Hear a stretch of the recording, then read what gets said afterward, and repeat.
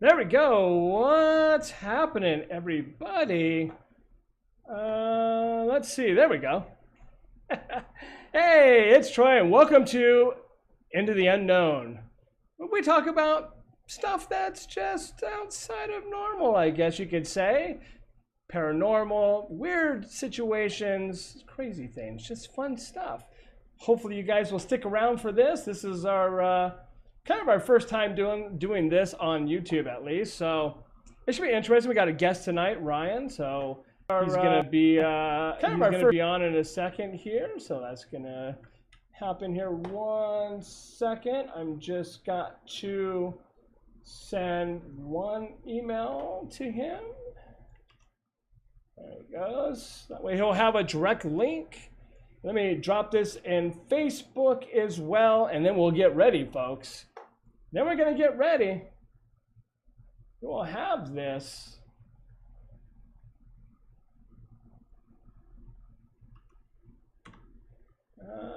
Let's see. Let me drop this in. Give me 2 seconds, folks. 2 seconds. I just got to log in over here. We got this. We got this.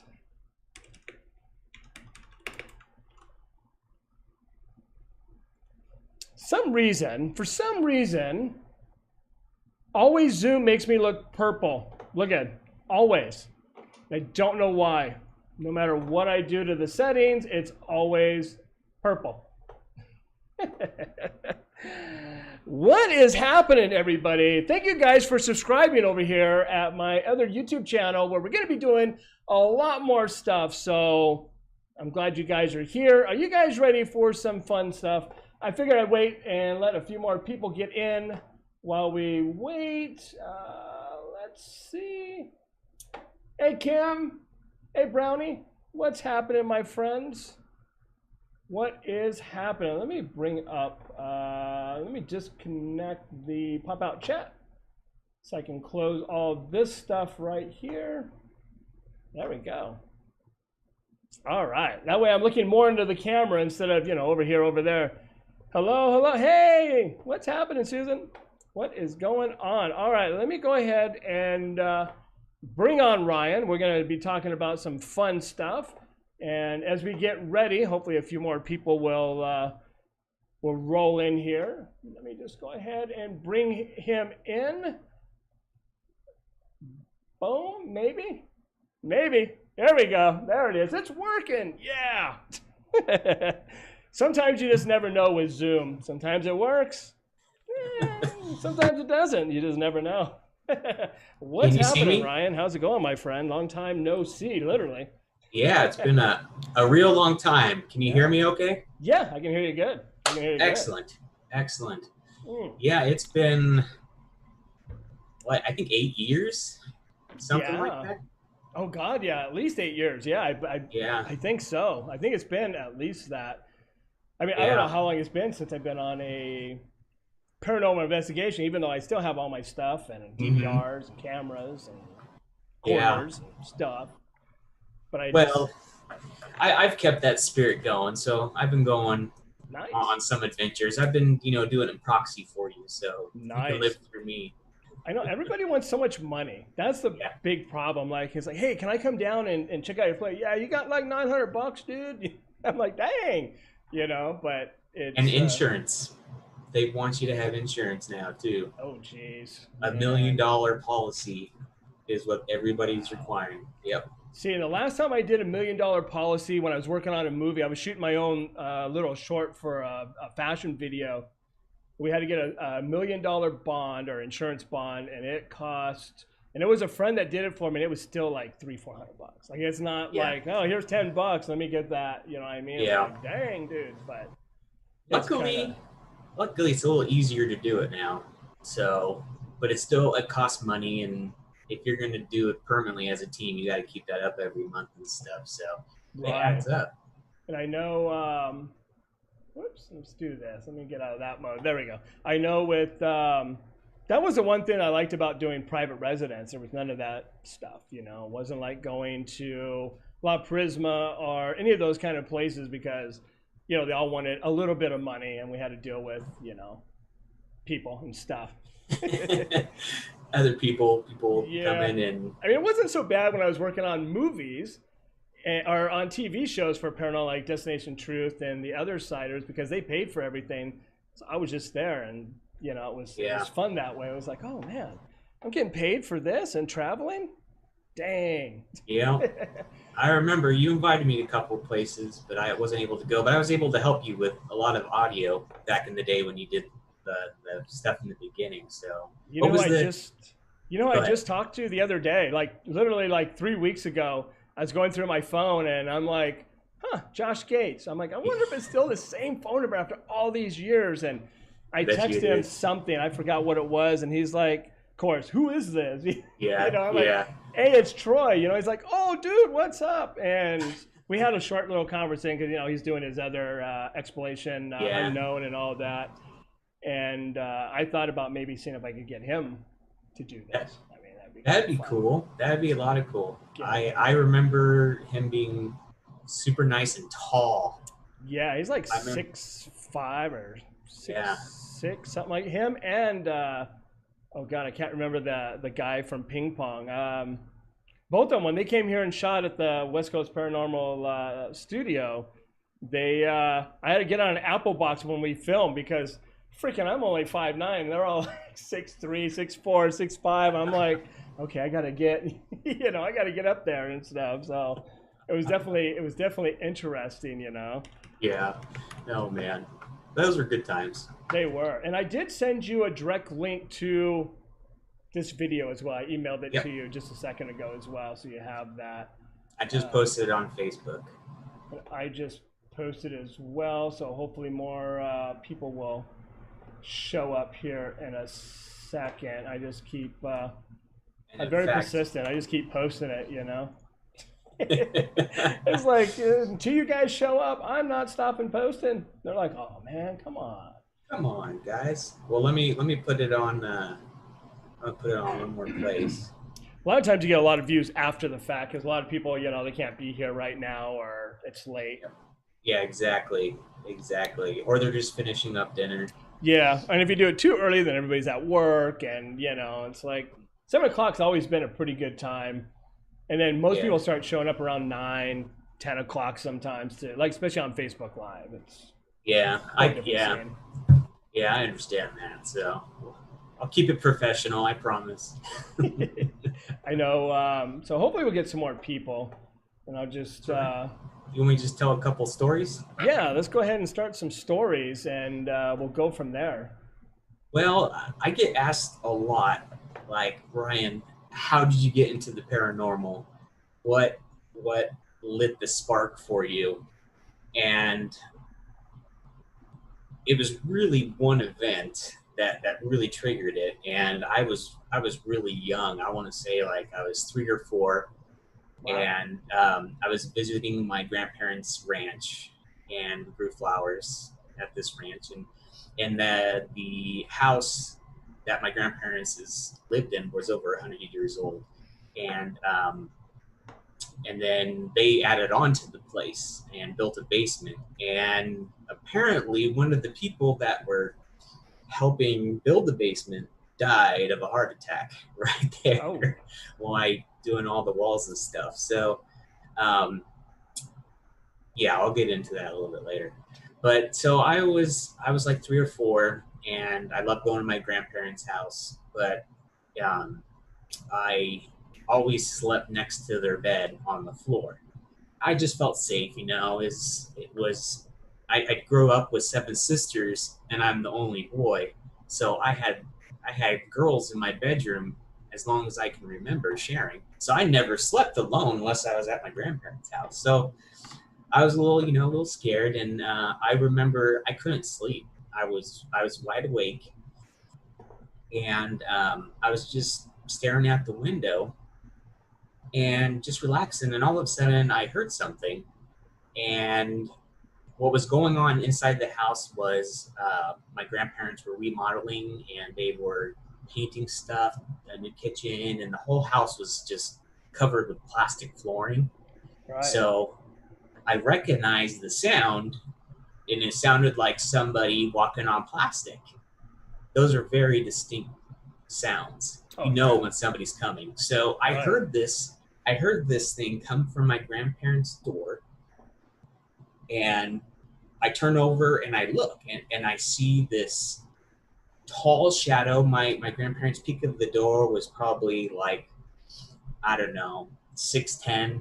You know, the top of that six. No, it had to be taller than that. It was maybe like, I don't know, almost 7 feet.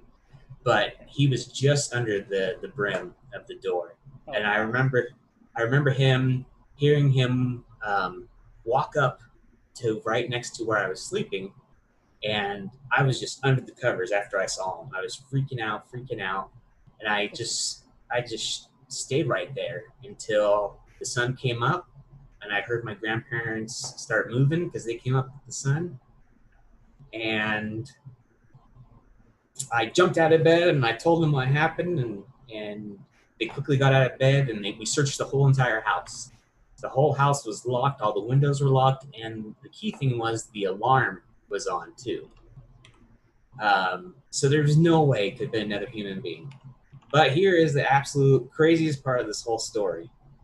After we went and searched around the house, my grandma called us back to the bedroom, and we looked, and sure enough, at that door frame, you can see two big footprints Ooh, in the dust, huge, and you can see them walking up to right next to my bed and stopping. damn. So that's what triggered it all. That's a little, you know, I think I've always been kind of into to it in a way because growing up, I remember um, this is just going to be one of those weird stories. I was probably about something 14, 12, 9, 17, I don't know. I was still young. And I was in my house, and this is before I had like a back room. It was still like under construction back in the early 80s. I just got like an AC/DC record and Led Zeppelin and some other stuff. And all the doors were shut and everything. I mean, you know, from outside. And for some reason, when I was listening to, and I've always had a problem with Stairway to Heaven by Led Zeppelin. Every time it comes on, I got to change it because every time it comes on, and if I listen to it, something bad happens to me. And I don't know why. Like, just weird stuff will happen, like bad email or, you know, just weird stuff. But when I was listening to it, all of a sudden, all my doors slammed, like into the inside doors. Ooh. And I was like, what the? You know, I opened up the door, I ran out into the kitchen yelling for my mom. I'm like, what the? So I think at an early age, I was probably like 10 or 11 for that. And that was just weird, you know, and it's always been like a curiosity. And, you know, then after my mom passed away, as you know, that's when I started my group in Yeah. '95. And, you know, we had a lot of stuff going on here. I mean, you know, there was a lot of whack stuff. Oh, I And remember. I know, I remember one time we were at your house, just all of us chilling in your front room watching a movie, and that front bathroom door just slammed closed. right. Do you remember? I don't know if you were here for that investigation when we had Shannon and her boyfriend. Oh, I know who you're talking about. Can't Yeah. think of his name. And he Hmm. was like, you know, because we always announce, you know, every time you go through a room, like, hey, this is Troy. I'm going through the laundry room. I'm going outside or whatever. So we knew. And I remember listening back to the audio, and he's like, this is, I can't remember his name. This is Yeah, like me either. Dave. I'm going outside to have a smoke. And there was this creepy voice like "Let him go" or something Yeah. like that. I was Uh like, huh. "Damn!" I was I like, remember that. something didn't like it. They're like, "Yeah, let him go. We're gonna get the rest of them," you Yeah. know. And We man, got that some was freaky ones at your house, man. yeah. Oh, I got a story for you, dude.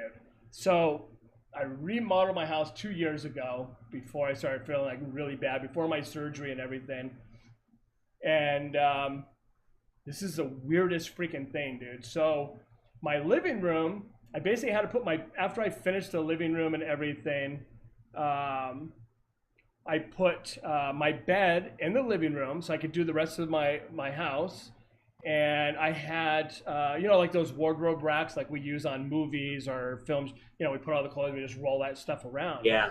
Yeah. So you remember where that archway was? Yep. I sure do. So going this way, I had two of them, and at that particular day, I was in that, you know, that room that's here from the, so I could see the living room. You know what I mean? Yeah. And so I'm sitting like this, right? And I'm kicking back in a chair, and I can see that angle, right? I mean, right here is the wrong angle, but I know what you're talking about. this is the freakiest thing, dude. All of a sudden, I see these big, long black legs come out of the clothes. The legs were almost to the roof and step through where that portal is. And it just like disappeared through that. I was like, what the was that? Like, it freaked me out. I was like, of course, I go and run and grab my tape recorder and other stuff. And I was like, hello, anybody here? What's going on? You know, but this is a weird thing, dude. So, you know, that room, that area there has always been like a really hot spot for paranormal. Yeah. One of the things that I've noticed in two of my rooms, the front room, the front office that used to be my office, in the middle, every once in a while, I walk in and I'm like, oh, the past is back. And people are like, what do you mean the past is back? When you walk in, it smells like you went to an old historical site, like musky. It smells like old, like you walked in something from the old days. It's been set. I'm Morbidge. Yeah. And it's like weird. And then sometimes be there for a day, 2 days, and then gone. And then it's been like a year or more since that's happened. Mm-hmm. But it's just like, it's so crazy when I'm like, the past is back. You know, get the tape recorder. Let's just see if anything. And it's just so so weird. I had something else really bizarre happen. Oh, and I can't remember, but it was really like another freakish thing, like something moved. I can't remember what it was now. Okay, I mean, you know, it used to be so much stuff. Yeah. But it's been pretty, you know, it's been pretty mellow now. Like I haven't had anything in probably the last, maybe the last year or something like that since, you know, since I've, you know, fixed the house and whatnot. But you could be sick with coronavirus, so I heard it might be effective, you know, against paranormal stuff. So that'd be kind of weird, wouldn't it? Be like, hey. They're blurting out, you know, conditions. You're sick with coronavirus if you have, you know, runny nose. What if you have paranormal advitis, you know? It's like, well, I'm screwed. I must have had it a long time ago, you know what I mean? But I know with, you know, with some of this stuff, like when we did, I'm just, whoops. It's kind of hard, like, balancing, because you and I, we have done so many freaking investigations together. I was trying to keep track of all of them. We did a lot of residents ourselves, just you and I. I feel like we were going, like, oh, God, yeah, because me and you were towards, when did you come into the group? You came in around 2005, 2006. Did you come into the Denny's when... Were you already in there when we met HB? Yep. And so you were already in that group at that time, right? Yeah. Mm-hmm. Yep. Yeah. I was in there a couple of years before that. It was right before La Parismia. Ah, yes, La Parisma.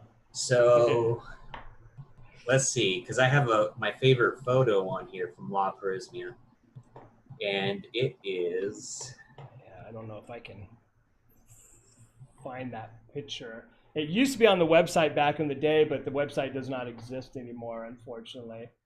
No, timestamp 2006. Let's see if you can see this guy. I think I've posted that on Facebook before.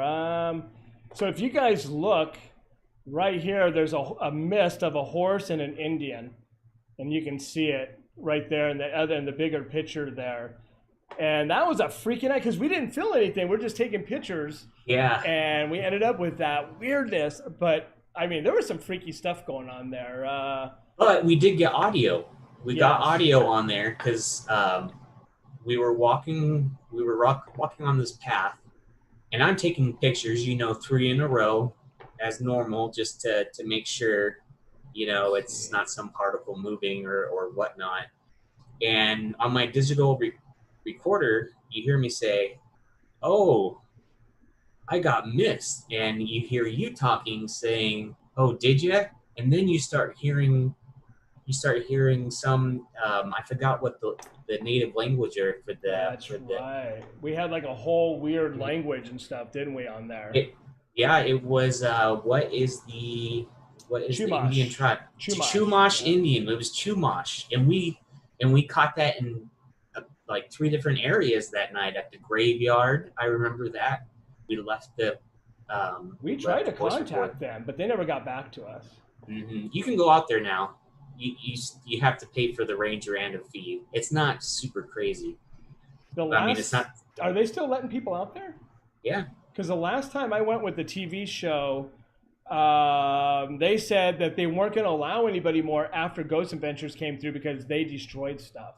And they went into Oh. buildings they weren't supposed to go into and like broke into stuff and stuff for the Oh, TV show. really? They were just on a show just recently. I watched it. I wonder if they just paid him so much because that was back in 2000 and whatever I was doing that show I think it was 2010, so 2011. somewhere in there, right? And Yeah. that's when they were there, and they're like, yeah, we're not gonna let those guys. So I don't know if something changed or maybe because what's the name's over the top all the time. You know what I mean? It's not Oh, like yeah.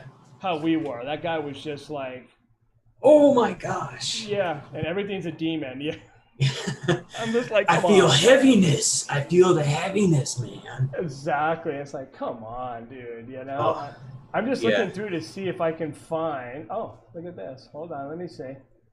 Oh, this is other. Oh, this is the. This might be the. Oh, these pictures are too small. That was some of the White House. You know that place burned Oh, down, but yeah. they rebuilt it. Yeah, they rebuilt it. In fact, I just talked to them not too long ago. Nice. And yeah, and was talking about doing like some kind of paranormal dinner with them. Nice steak and then ghost hunt afterwards stuff. But they told me to talk to them after COVID. So Yeah, yeah, because I hopefully still we have can. the owner guy's number. Yeah, yeah. You you gave it to me. That's who I contacted. Yeah, because he was always really cool with us whenever He I'd was call. awesome. Last minute, I'm like, hey, man, can we come down? He's like, yeah, just come on down. Be here at midnight. We're like, damn, midnight, man. He totally remembers you, dude. Totally remembers us. So That is that place was so nuts. crazy. If I can Do you find this picture, do you there's a have the audio that we got of the woman screaming up the stairs? somewhere. I'm trying. I'm gonna see if I can find. Because you remember Jennifer? Yep. When me and her were there with the group, we caught. I think it was me. Um, it's me, her, a couple other people, and what's his name? Rex from Destination Truth. Yep. And we caught that old Rex. guy with the fedora or whatever in the Yep. in the in the mirror, and that was pretty cool. We're like, dang, look at that, man. I remember that one. I'm trying to see because I know we had an enhanced version of, but all this stuff is all been compiled back together. So I'm like trying to Yeah. see. You posted it recently, I want to say, or you know where it is on Google. If you Google our old team name, And it you can shows find it it shows still. that picture because you I uploaded it was somewhere, it right? postmarked it with the name of the team, I think and so. so like Yeah. I see it on Google all the time. I think I'm just trying to Yeah, see. Here's White House, but see, I'm not sure if the EVPs are. Nah, it's event log. that EVP. So do you want me to tell the backstory of Yeah, what go for it, man. happened? Okay, so in the White House, there's what, three dining rooms, right? Separated. Yes. Yeah. So how they're separated? There's a hallway, and there's a set of stairs going up to the business suite. Well, the story was that it was some manager. I think this was in the 70s or so, is what they told us. Some manager had a crush on one of his waitresses, and it was just him and her closing one night. And sure enough, they were fooling around, and she was saying, stop. I don't want to do anything else. He was trying to pressure her, and he ended up grabbing her by the hair and dragging her up the stairs and into that office. which Right. wasn't an office anymore. And I remember we left the voice recorder on the stairs there, and that night it was dead. There was nothing going on. We didn't get anything. You know, it was a cool experience, but it was just, we thought we got nothing. And then, you know, we end up hearing this audio of the woman screaming and the guy saying, "Shut the beep up." Right. I forgot about You that. remember that? I'm trying to see if I can find it. I did find this though. If I put this up on our screen and cover our faces. Okay. But here, wow, look at how skinny I was, folks. You'll never see that again. I see where my weight went. You gained Right? it. And Jennifer, she was on some TV show. I forgot. But if you look right here, you can see the guy. We boxed it in. And of course, the flash kind of, you know, because we didn't know. But you can see the fedora and the guy's eyes. And he's wearing like an old time suit, because this used to be like a doctor's office back in like what, the 20s or something? Yeah. Mm-hmm. So if you really look, I can zoom it in as much as I can. But you can look right there. And you can see the outline of him. You can see the tie. There's his jacket, his throat, and there's his face, his eyes, and the hat. I wish I had a better one, but this was it because, you know, unfortunately the flash went off, and that was like right in the, you know. I even have video of like doors opening from there. And, That was the other thing I remember from another investigation. I'm trying to see if I can find. There is some weird stuff from La Prisma, but oh, here we go. Here's an actual out. Oh, that's really small. I cut him out, but you can kind of see that there's a person right there. I know there's gonna be a lot of people going, "Ah, there's nothing there, dude. You're crazy, you're man." reaching for it, man. Yeah. It's like, you know. Oh, here we go. Here's an Indian one. Here it is. You got it. Oh, the picture? There it is. Crazy, right? Yeah. The headdress, the horse. Everything. It's like, wow, man. And when I saw it lit up in the flash, it looked more real to me than the mist. I mean, I could see it was a misty figure, so I'm like, oh, I got mist. And then when we looked at it, both of us were like, whoa. And you can hear the Indian talking in the background, saying something in it. And I remember right off the bat, dude, like it was nuts. When we got out there, we were in the front of the main church, and we start hearing Indian drums, like war drums. That's practicing right. out there. And we didn't have anything going then. We had to quickly put on a voice recorder, and we got a little clip of it.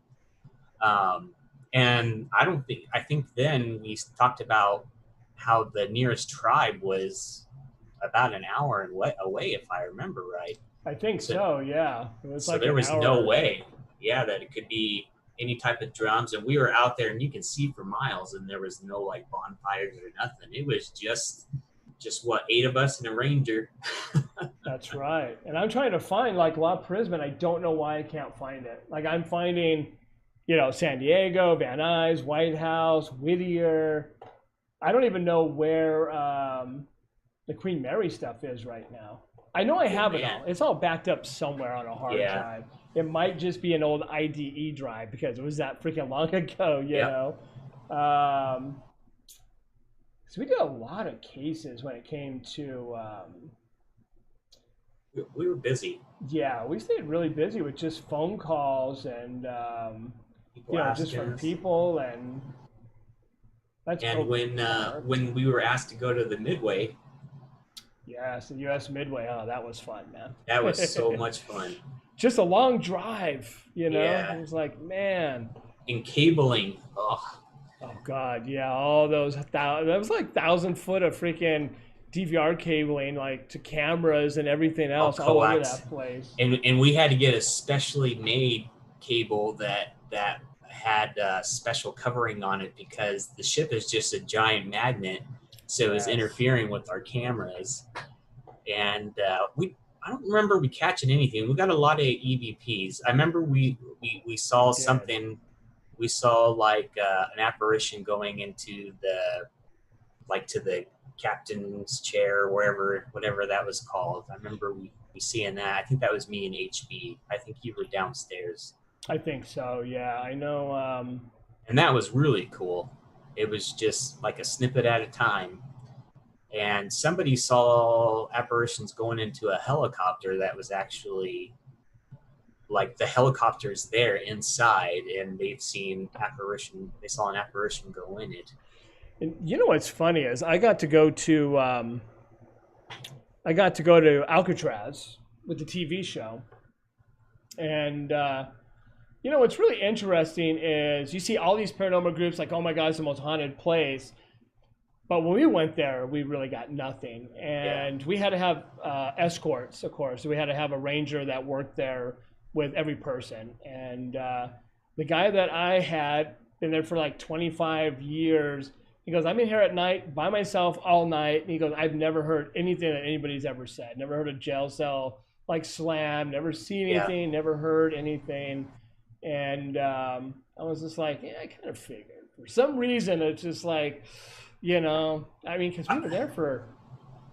You're 2 days, right? Yeah, 2 days, like 12 hours a time, like all that audio and video and not one freaking EVP. And I'm just like, huh. Yeah. You know, I'm like... Luckily, it was a half-hour show, so... I know, right? It's like, oh, man.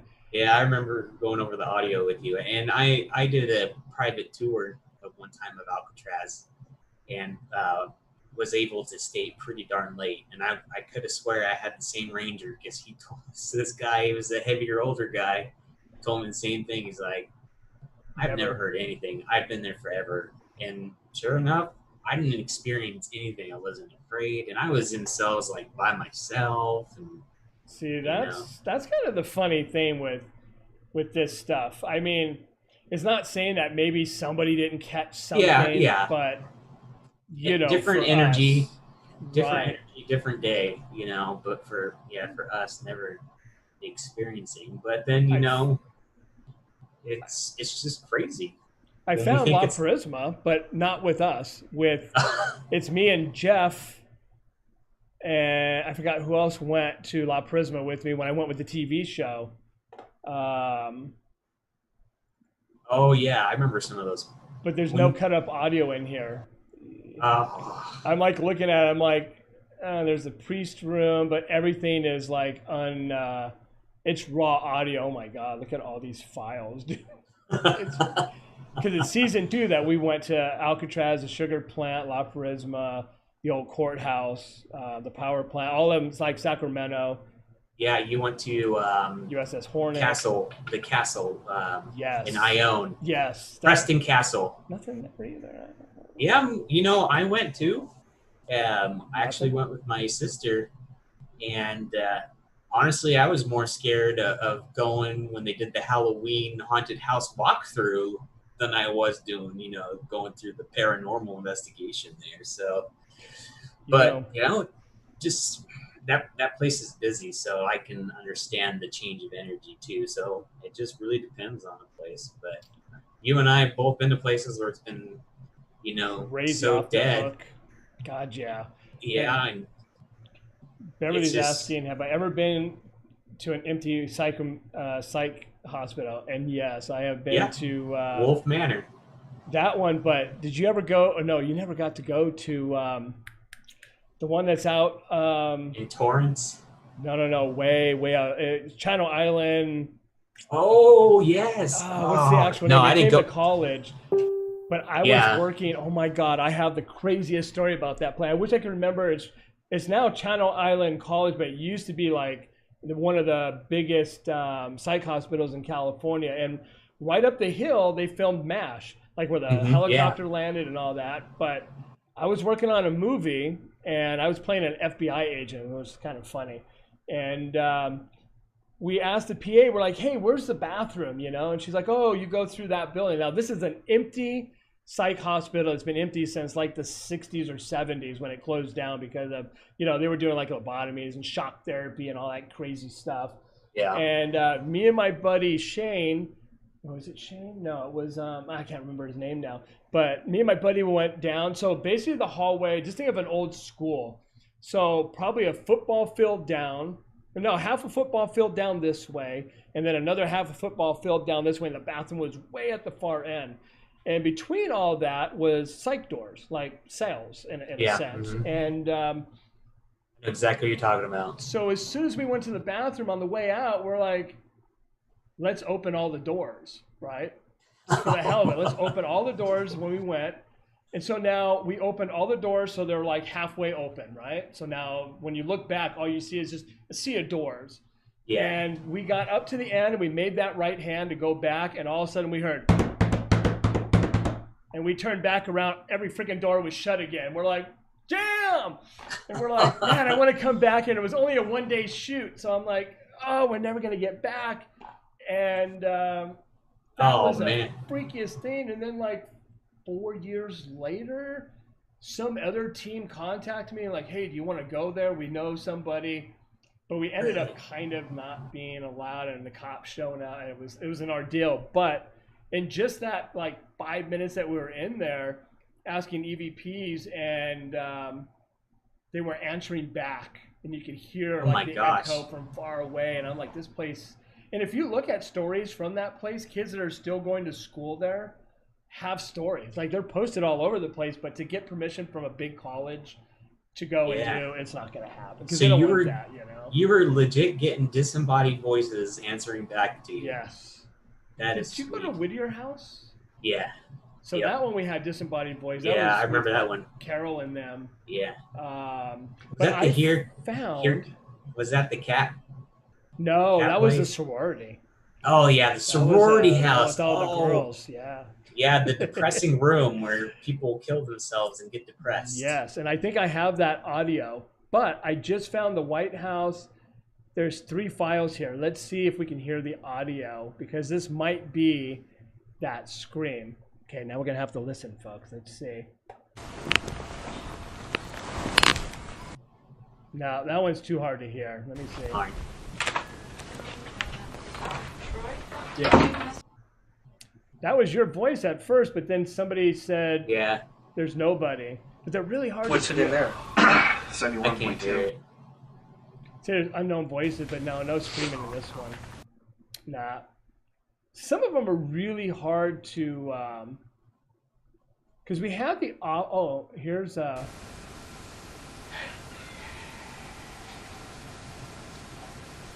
you hear it? It's really low, but it's a man screaming. I don't know if you guys will be able to hear it. Maybe listening back on the show, we could hear it better. There was a girl screaming. I can't hear it on our Zoom session, so. See, there was like weird stuff like that. That was the office one. I'm looking for, what was the one? It was the staircase, right? Yeah. Let me see. A man screaming on the stairwell. Let's see. See, some of them are just so hard to hear. Was it the TAT scan? Every one of them caught it. Every one of them has that file, a man screaming. Yeah, I remember that was trippy. Yeah, I could hear it a little bit. Did you hear that? Yeah. That's a freaky voice. Here you go.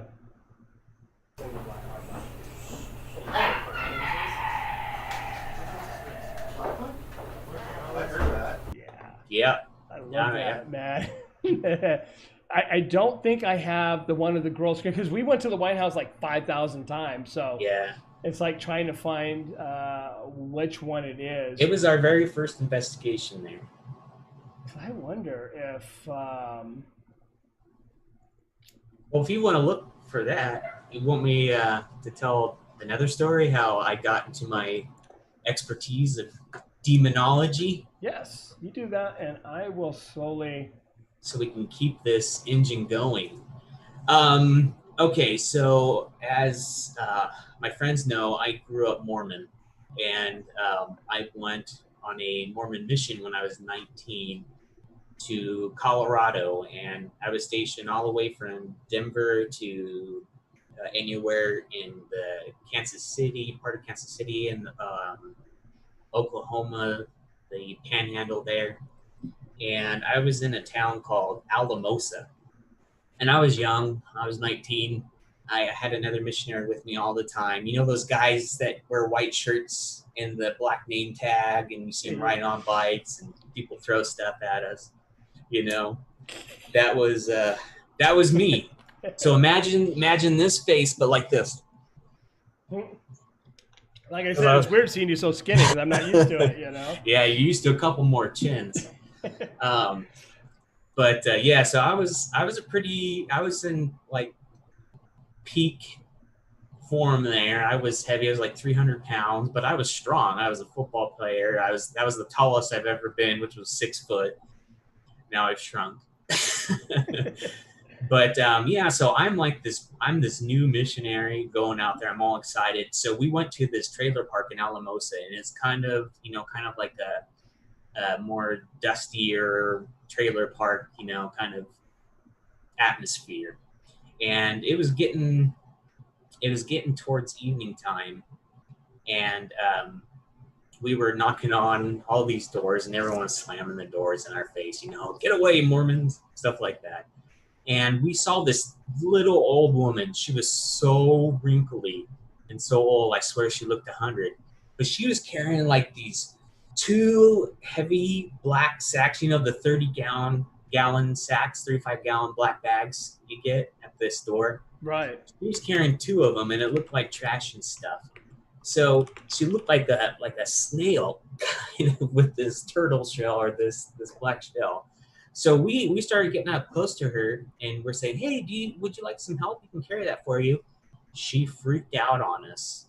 She dropped the bags right there. She had like some necklace on with the pouch. She took off the pouch and like threw this powder stuff on us and started talking in this foreign language, and we were just like, "All right, we're out of here, man. We're out of here." Wow. Oh, it gets better. It gets better. So it starts getting dark, and when we're about a mile away from our car that was parked, and we're like, okay, we're gonna start walking back. So we start walking back, and my other missionary was with me. He looked back, and he's like, "Hey, Elder Mangini, look behind you." And I look back, and there's 3 dogs that are following us. And I'm like, oh, one was like a little Chihuahua, and then one was, another mutt, and another was like, it looked like a German Shepherd. So we just kept on walking, and they were following us. And I look back again, and the next thing I know, there's like 8 of them, and we're following. They were following us, and we start, picking up our steps right there. And then the other missionary looked back again. He's like, "We got to run, dude. There's like 20 of them." So we start booking it, and we're running down the street, and they were, I was fast, but I'm still fat, I'm still a big dude, so I'm not as fast as the other missionary who was, super skinny and tiny like a track star. And he took off and left me. So I'm running, and then we get to our car, and these dogs like are surrounding our car. Our car is underneath a lamp, and we are under the light, and these dogs are just like circling in the dark. Right. So it freaked the crap out of us. We took off on our car, and we went home, and it was about a 20-minute drive home.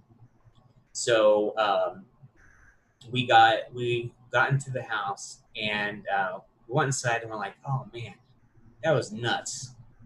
I can't believe anything like that happened to us. And so the other missionary's like, yeah, this is nuts. And we had a huge bay window in our apartment, and he goes out there, and he's starting to close the drapes, and he's like, you're never gonna believe this. We looked outside. There was about 8 or 10 dogs that I swear were the same freaking dogs outside of our house, just sitting there watching us in the window. So he closes the window. We kneel down really quick and say a prayer. So that's part 1. I have part 2, but I think you got something. Wow, man. It's kind of like a scary thing. I know you didn't go to the the case that was in the Native American one. Oh God, I can never remember the name of that place. I know what you're talking about. No, I didn't go to that. That's the one I got attacked at. Like I got my butt handed to me, and that place I always thought maybe I brought something back with me. Because you remember when we were doing Uncle Jim's over there, and I called you. It was me and I forgot who went up there. It was me and Anthony. Anthony's already scared of everything as it was. You could like go boo, and he'd be like, ah, yeah. And I remember we had something really bad happen at that house. I can't remember what, but like the smell changed. There was like a mist, and it was sulfuric. It was all in that room. Yeah, that place was off the hook. No electricity, but there would be lights on. Yeah. There's no gas, but the heater would be on. Like I get calls from the caretaker, like, "Hey man, why'd you guys do this or that?" And I'm like, "What are you talking about?" We didn't do nothing. Drive up in the middle of the night, and the lights are all on. I'm like, "How?" I remember. You know? I remember the first time you showing me the place, and when we walk in, you have to go over. You have to step on this. Where he passed away. Yeah, you had to like this wooden plank because underneath it was all this dried blood from where the guy died, and they could never get the stain off. That's right. They just that spot, man, that spot. It just something about that spot where he died just. It's just crazy, it freaked me out. You could feel just the energy. I've been using that word a lot, but it's true. That place was freaky, and I remember all the stacks of Playboy magazines. Oh, that's right, that back that the guy collected. Room. Yeah, somebody jacked those.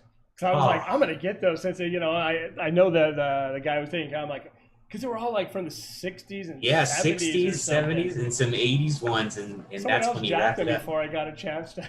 Oh man, the guy had quite the collection, and we were told, don't touch him, don't touch him at all. You know what's funny is I I didn't know the guy, but his name was Jim. I knew his buddy that used to live there, and he went out with friends. This is the crazy story. Is he went out with his friends for dinner. It was summertime. He came home, went into his house, turned around to shut the door and lock it, and had a massive heart attack and died leaning against the door. They found him like 4 days later, and that's why that cardboard and the stain. Like, I mean, you know what happens to when you pass away and stuff. But everything that comes place out. Was scary, man. Yeah, it was. It really was scary. I hated going there by myself. I had to go there by myself before the other siders went there to clean up to make it look somewhat, presentable from I think we had like a vacuum cleaner. We had a bunch of other stuff because we were trying to get it ready. And I just always, I'm usually not afraid of too much, but I always just had that like, I gotta get out of here, man, pretty quickly. Even with the vacuum cleaner, okay, man, I'm out. Don't look behind you. Even when we go during the day just to set something up, it was the same feeling. Like it was 24/7. Like. It was like it was never ending with that place. It was so freakish, It was like. Did they sell it? Is that what happened? Yeah, and the new person. You want to hear something funny? The new person that lives there is like never had anything, never had a thing happen at all, and maybe he finally went on after his Playboys got jacked. He was like, "I'm out of here." I know, right? He's like, that's it for me, I'm trying to see. I still can't find, but I found a couple of things. Here is the one from Whittier where the kid just shows up and said, "I can't hear in the new dark," or "I can't see in the new dark." Yeah. Oh, yeah. This one. And the kitty one is in here too, from the sorority house. So that first I'll do the Whittier. You guys ready? Hold on. There's got to be some. Yeah, I don't think mine does. Yeah, see, his model has it, mine doesn't. See, we're just talking. All of a sudden, you hear a kid's voice. I can't see in the new dark. Yeah. And then here's the kitty one. We're just talking, and then all of a sudden, this loud, weird voice comes over our tape recorder, which I didn't know until we did the EVPs. Yeah, we were at the table. Yeah, when this happened. Come here, kitty. So that's me going, "Here, kitty, kitty, kitty," because they had a little cat, and then you hear this weird voice. And that absolutely was not you. That second voice, I was right there with you, and when we heard that on audio together, It was later that night, I think. I think we did listen to some stuff that night, and it's like, okay. And we're like, oh my gosh, let's go back. It's like, hey, can we come back right now? You know, hey, remember, if you're new here, don't forget to hit that subscribe button. Don't forget to hit the bell notification button when we go live, and give us a thumbs up if you enjoyed this show, because it helps the channel. And anyways, now back to the fun stuff. You know, there's stuff like I have one that says touch him. Who am I? I mean, I have a ton of like just random.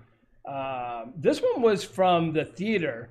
I don't know. Fox Theater. The Fox Theater. I don't know if you were in the group yet. No, I was. You was, no, okay. Yeah, I was there for that whole shindig. That's how Dardar found us, from the newspaper ad that they ran on us. You can see my fat butt in that picture, actually. I don't know if you can hear that. Can you hear that? Where it's the girl asked, "What's your favorite color?" Your favorite color. I could hear it. He says yellow. Yeah. There's a lot of like just. The Fox Theater, that was one of the funnest places I think I've ever gone to. We investigated that place several times. A lot.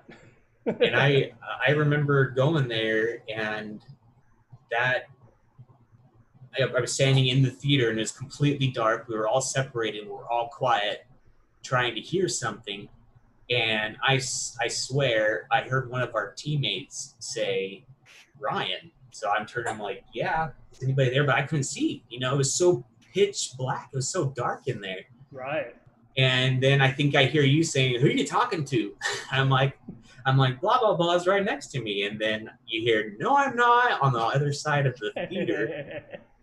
And you can hear it on my voice recorder. But I mean, I heard that disembodied voice, and that place was scary. I remember the other time, and I think we have this on video, where we were all up in the projection room, and you were doing a BBB session, and we were just sitting there.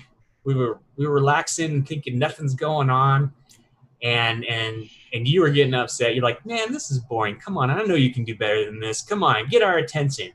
And then all of a sudden you hear, bang! And it wasn't like one of those metal reels of film. It was there was a metal grate that fell on the floor, and then one of those big film things, like, and all the girls on the team were like screaming and so and like, you're on the film, you know. I was like, I'm like, oh, that was cool. Yeah, and here you're going. I'm like, cool. Yeah. Like, I was never afraid of, you know what I mean? Like, it was just like, damn, that was cool, you know. But they were freaked the heck out. They were just like, there you go. Dang. Now you're back. I know. Let me see if I can find. I know I probably don't have that one because I'm missing. I'm gonna have to go through some of like the old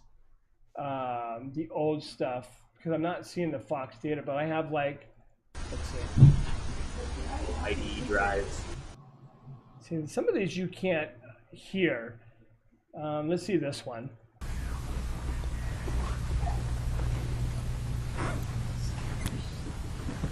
I can't hear it. That one was really low, but it says scary. It's just a little kid's voice. Listen again.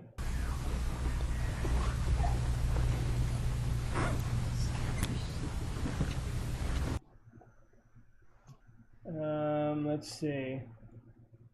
Woman saying, "Help me." Oh yeah, we got a lot of help me's. Yeah. We would get that. That was probably, you know, that no. We were gonna know a lot too. Do you want us to be here? No. 2009. There's the Fox Theater picture. Oh, you have to send that to me. I don't know if there was anything in the picture. It was just a picture, but yeah, 2009, dude. That's crazy. Like so long ago, man. Hello, Amber, everybody, and Cobrat. Hello. Hope you guys are enjoying. Let me give a shout out to my son, Giovanni. He's watching right now. Hi, son. I love you. I'm keeping this all PG and PG-13, so just in case. You know what the favorite ones? What was the biggest thing that we always got? You guys ready? Get Out. I must have 500 Get Out. So I'm going to play two of them real quick just to see if we can hear them. Ready?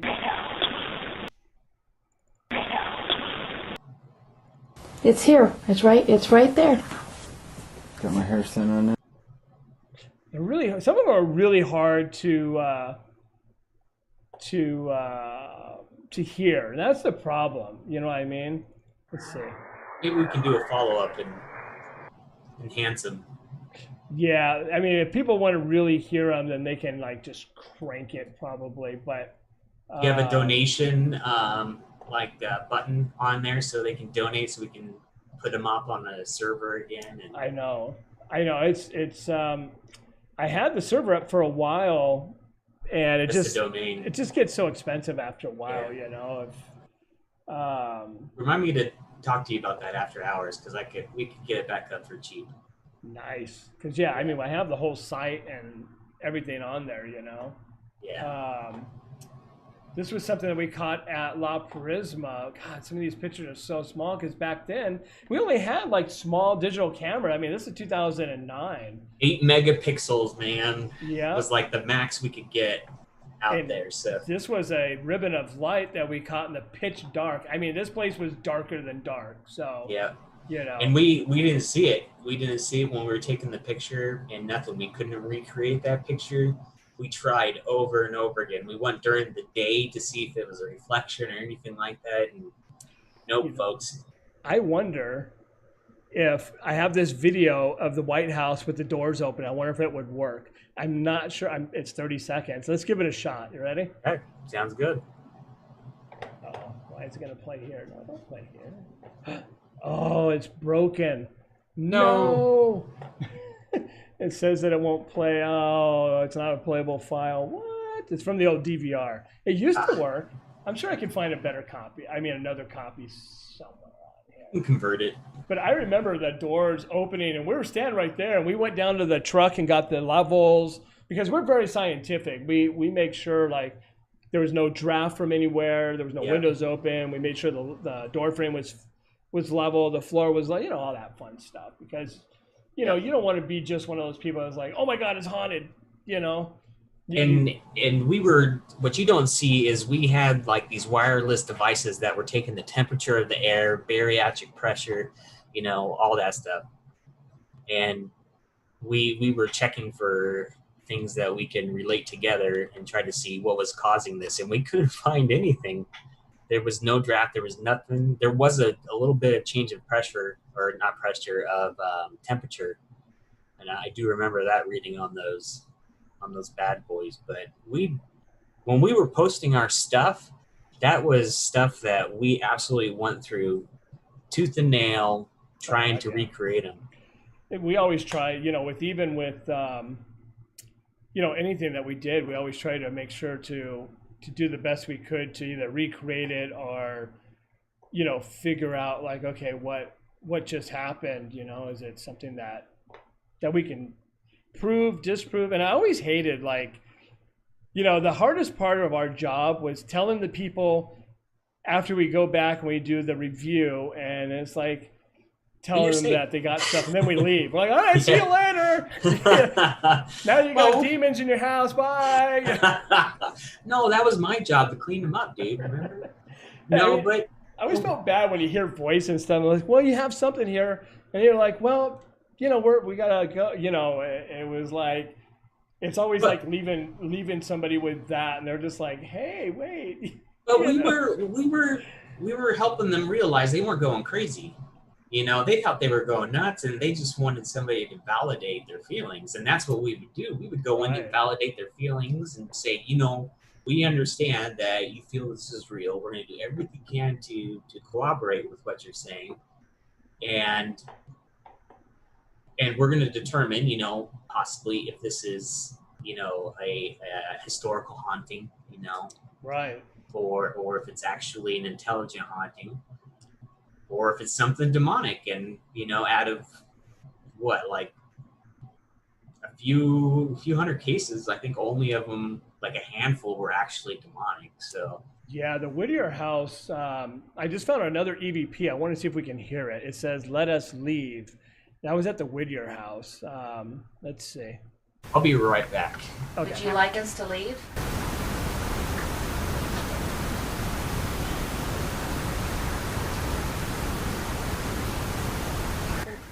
That one's really hard. Some of them are really hard to hear just because you know, what you're going through to process some of them with, because we had special headphones and everything that we're able to hear with all that stuff, you know. God, we have so many files of so many places.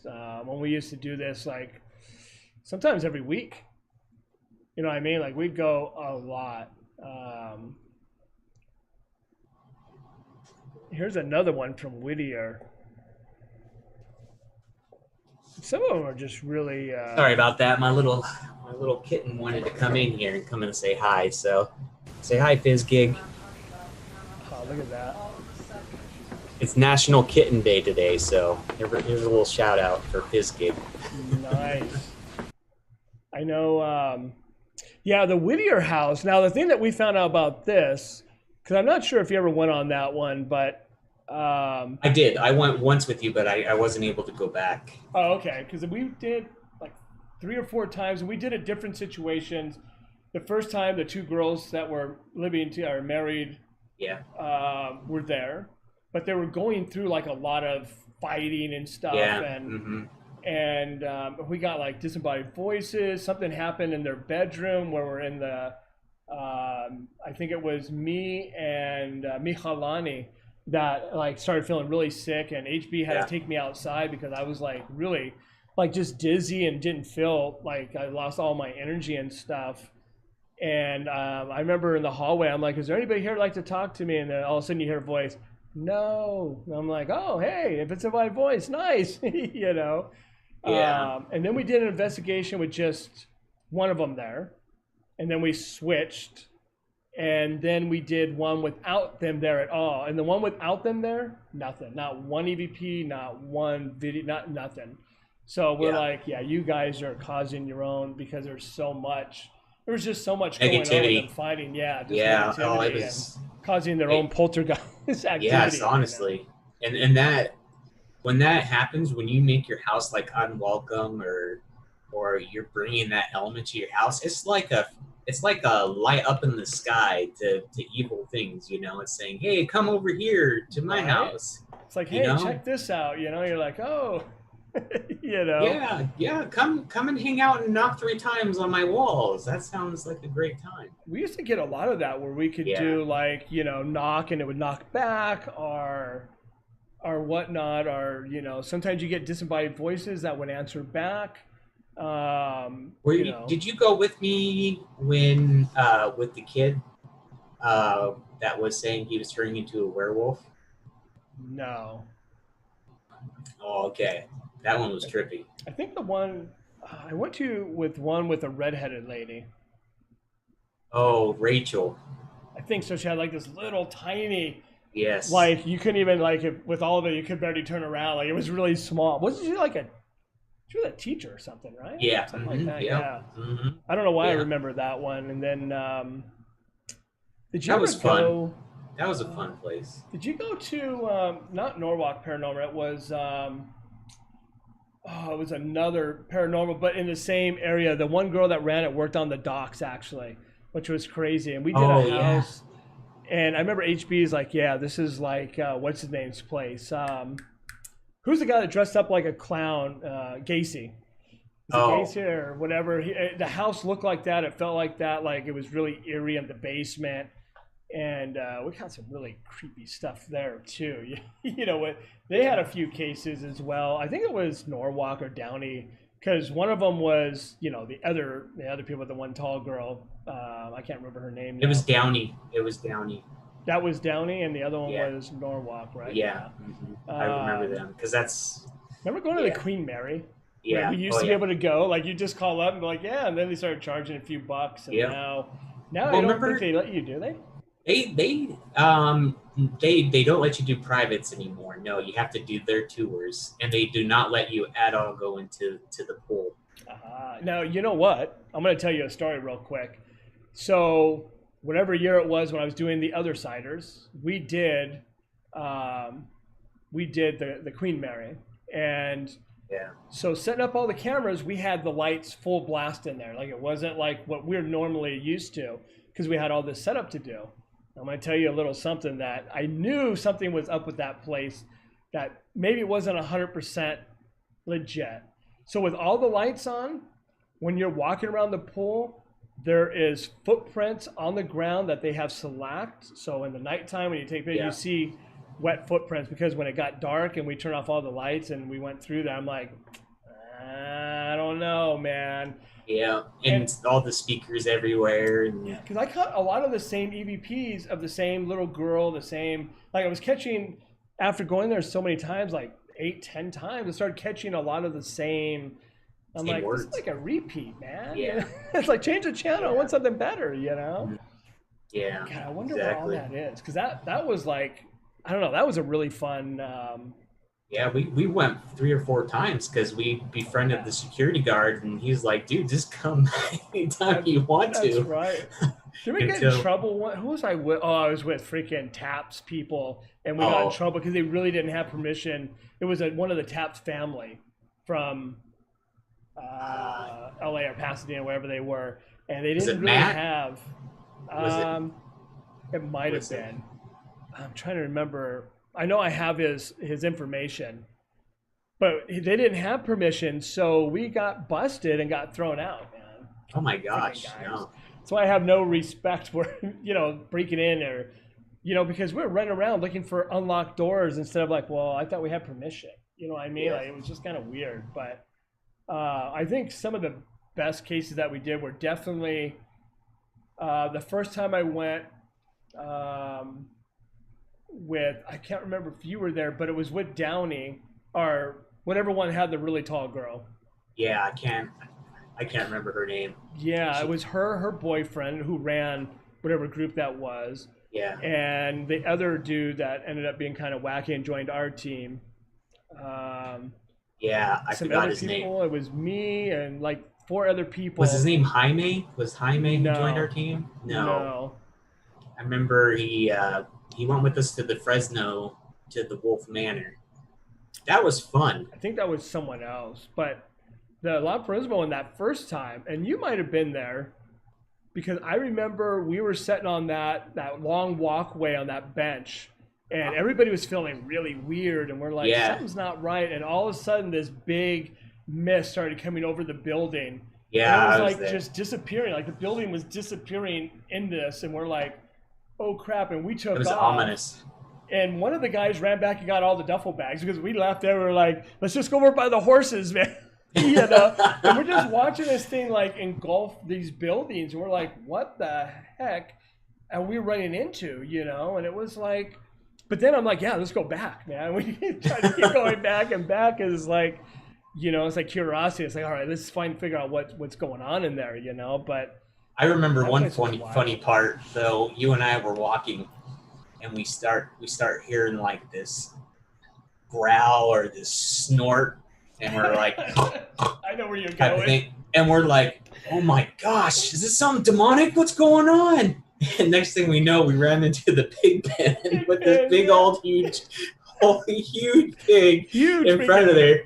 He was just snorting all over the place, just having a great time watching us. He was so entertaining. He scared the crap out of us. I remember that because it was pitch black. We just kept hearing so dark, weird noises, and we're like, "What is that?" And when we got closer, it was sounding freaky, and like the echo in the woods and stuff. And I was just a big old freaking pig, man. It was so incredibly dark. I want to say it was a moonless night that night, because it was hard to see in front of your face.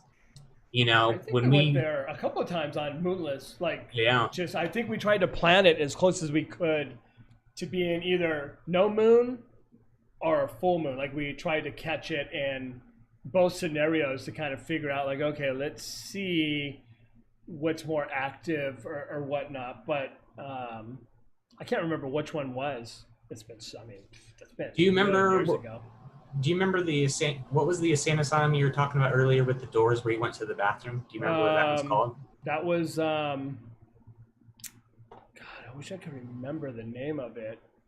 Because I used to work at the women's prison out in Corona, and those are active jail cells. And I remember one time going to take care of a nursing station, and an area that I had never been to before. And I walked into this place, and it's completely green, like it's all painted green. So they call it the green room. Well, green room was death row. So, and at the end of death row there, you could see the chair because they did the electric chair, and you could see where it was strapped down, and there's parts of it down in the basement. But I remember going into that room, and this poor nurse is just by herself. On the other side is a bunch of inmate cells where she had to distribute medication. So I'm in there talking with her, and all of a sudden we see the doors swing open halfway, all of them, and those were doors, like cell doors, heavy Right. cell doors opening up on us. And I'm like, my eyes are all wide and huge. She's like, that happens all the time. I'm like, are you kidding me? She's like, no. She's like, watch, in a few minutes it's gonna slam. It's a ghost here that's mad because it has a crush on me. I think it's a guy, and I'm talking with you, and we're laughing, having a good time. I bet he pissed it off. And sure enough, when I was about to leave, he went and slammed everything, and I even felt the door behind me go right whoop, kicking me out of the place. It was so freaky. It was so great. It's called it's called Camarillo State Mental Hospital. That's it. I had to look it up. And if you guys want to read some freaky stuff, go. There's a documentary about it as well that you can watch on YouTube of the crazy stuff they used to do to these patients and stuff. Oh, it's nuts. You can kind of get an idea of how, why the place was off the hook when it come to, the paranormal stuff, because it was like, damn. Did you experience anything inside Wolf Manor's insane asylum? Because I did. I personally. I remember I volunteered to stay the night by myself there because people were breaking in. That's right. There was you.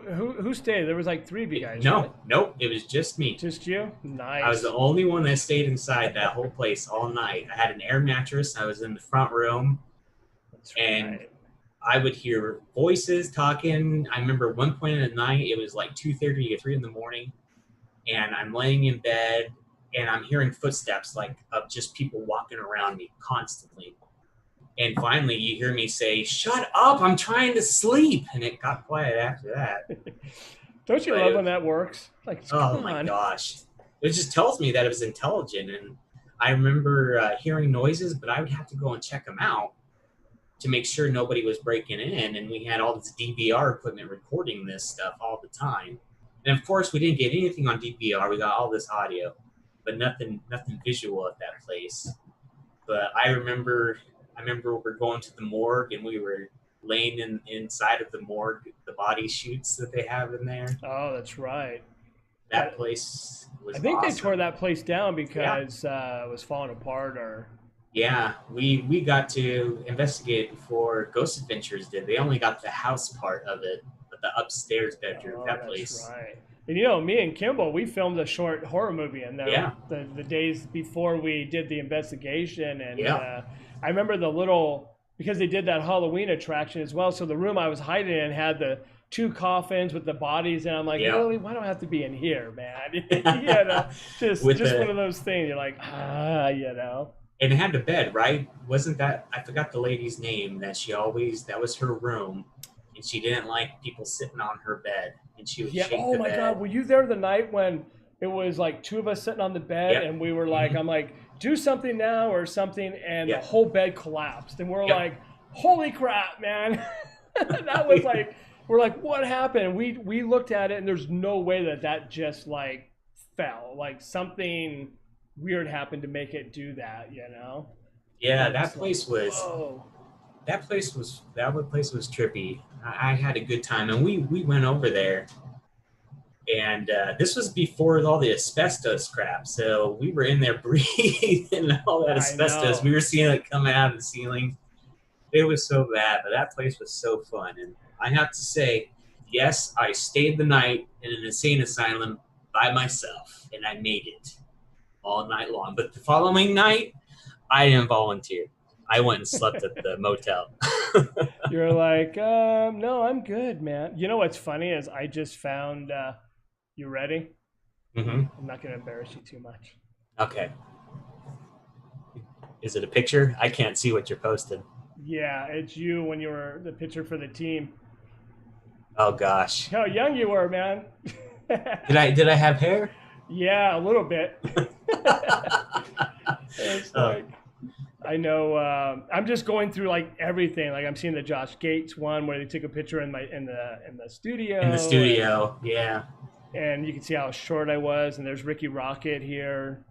Yeah, I remember that. Good old He Ricky. was on the team for a little while. I'm just looking at all the pictures. I'm seeing like stuff from the U.S. Midway. I'm seeing the jail cells. I'm seeing like, all kinds of different. I'm just trying to see if there's anything that's like really. Oh my God! You know what video I found the other day, dude? And I have it on one of my desktops. Was the Old West one where, oh God, what's his name passed away? Oh, yes, I know. Leroy. Yeah, I was sad to read that. At the birdcage. Yeah, some guy shot him over a girl. Yeah, I read that. Like, man. I actually, I found that video. Oh, you did? The one where we're dancing around and Leroy's like, what's going on here? And we run in because we were underneath the stage and we're hearing this music. And we're like, oh my gosh, we're on the radio. We're like, guys, we hear this historic music. And one of the girls are like, no, you need to come up front. That was with Keisha and Liz. Yep. And yeah, Keisha's husband. Yeah, that's right. Emily was there, I think. I think so, yes, because she's in the video. When I edit it, I have her zipping up her jacket because it was cold. It was like winter time we were there. It was October, yeah. It was, wasn't it? Yeah. I'm just looking through like all these old pictures from like all these places. It's like, but that place was fun. I remember down in the poker room, we heard like the poker chips like clinking together, and we would hear the cards going, and then I remember we heard like it sounded like ghosts getting it on in one of the rooms, and we were trying to record it because there was a doorway and it was plastic covered and you can't go into the rooms. They were knocking off, but we could hear it in there. So I remember trying to get it through the door, but that place was fun. All the bullet holes in there, and that's when Tax went in there, Ghost Adventure or Ghost Hunters, right. And they had the extension cord wrapped around the bell in there, and you can see the extension cord lift up and go out of the bell and flap. And we were there like 2 weeks later. After that is what they were telling us, and that was a fun place. We ended up finding some pretty cool items there underneath the stage too, like different shows that played there. And I will send you the file. I can't play the video because I'm using Bon Jovi's music, so it'll get flagged like 2 seconds. But I think it was playing like Dead or Alive or one of the songs. You're right. And I'm like, now I'm thinking, man, I should have used something else, because I can't put it anywhere because it would be copyright strike like 2 seconds. I was like, remember oh, go ahead. Maybe we can ask him to use it. I know, right? Can we use your stuff for some paranormal little just for thing, 30 seconds? 30 seconds. Don't make any money from it. Because that's pretty much all it is. It's like it's super short. It's probably like it's 1 minute and 38 seconds for the whole thing. Yeah. But it's just like a really cool video. Teaser. I'll have to put it up. Yeah, it's like a teaser. Yeah, because it's like all the stuff that was going on and whatnot. That was a fun trip. God, they're in Tombstone, and we saw the OK Corral. And nothing happened there. Were you we went to that one restaurant to eat, and that one cowboy came over and gave me a hard time with my long hair and stuff. Yeah. I'm like, man. Yep, we were across the street, and I remember that whole thing. It's like, he was calling some explicit stuff, so he had a little too much to drink too. I think so. I just found pictures from La Purisma. Oh, cool. Is that you? Or is that? Oh, this might be Jeff. That's Jeff. I think that's when we went with the with the production crew. Yeah. Yeah. I know, it's so much, I know. Like, it's so crazy, and I miss doing it. It's just, Yeah. I mean, especially right now, it's almost impossible to. Well, I took a hiatus from it for a while because I got cancer there for a while, That's right. and I hadn't felt really good enough to do it until this last year. To be honest with you, I've done some stuff, private stuff, like people asking me to come over and bless their houses and stuff like that, and do cleansings and things like that. And I've done a couple of exorcisms. What do you think was Since the then. craziest case that we did with our West Coast? Paranormal Research Society, WCPRS. Good West times. Coast Paranormal Research Society. I think I have the jacket somewhere still. I still got them. I got a ton of shirts too. Oh, that's Of great. course, I got chubby. I can't fit in any of them, but you know. Hey, maybe we can switch. I'll give you my fat ones.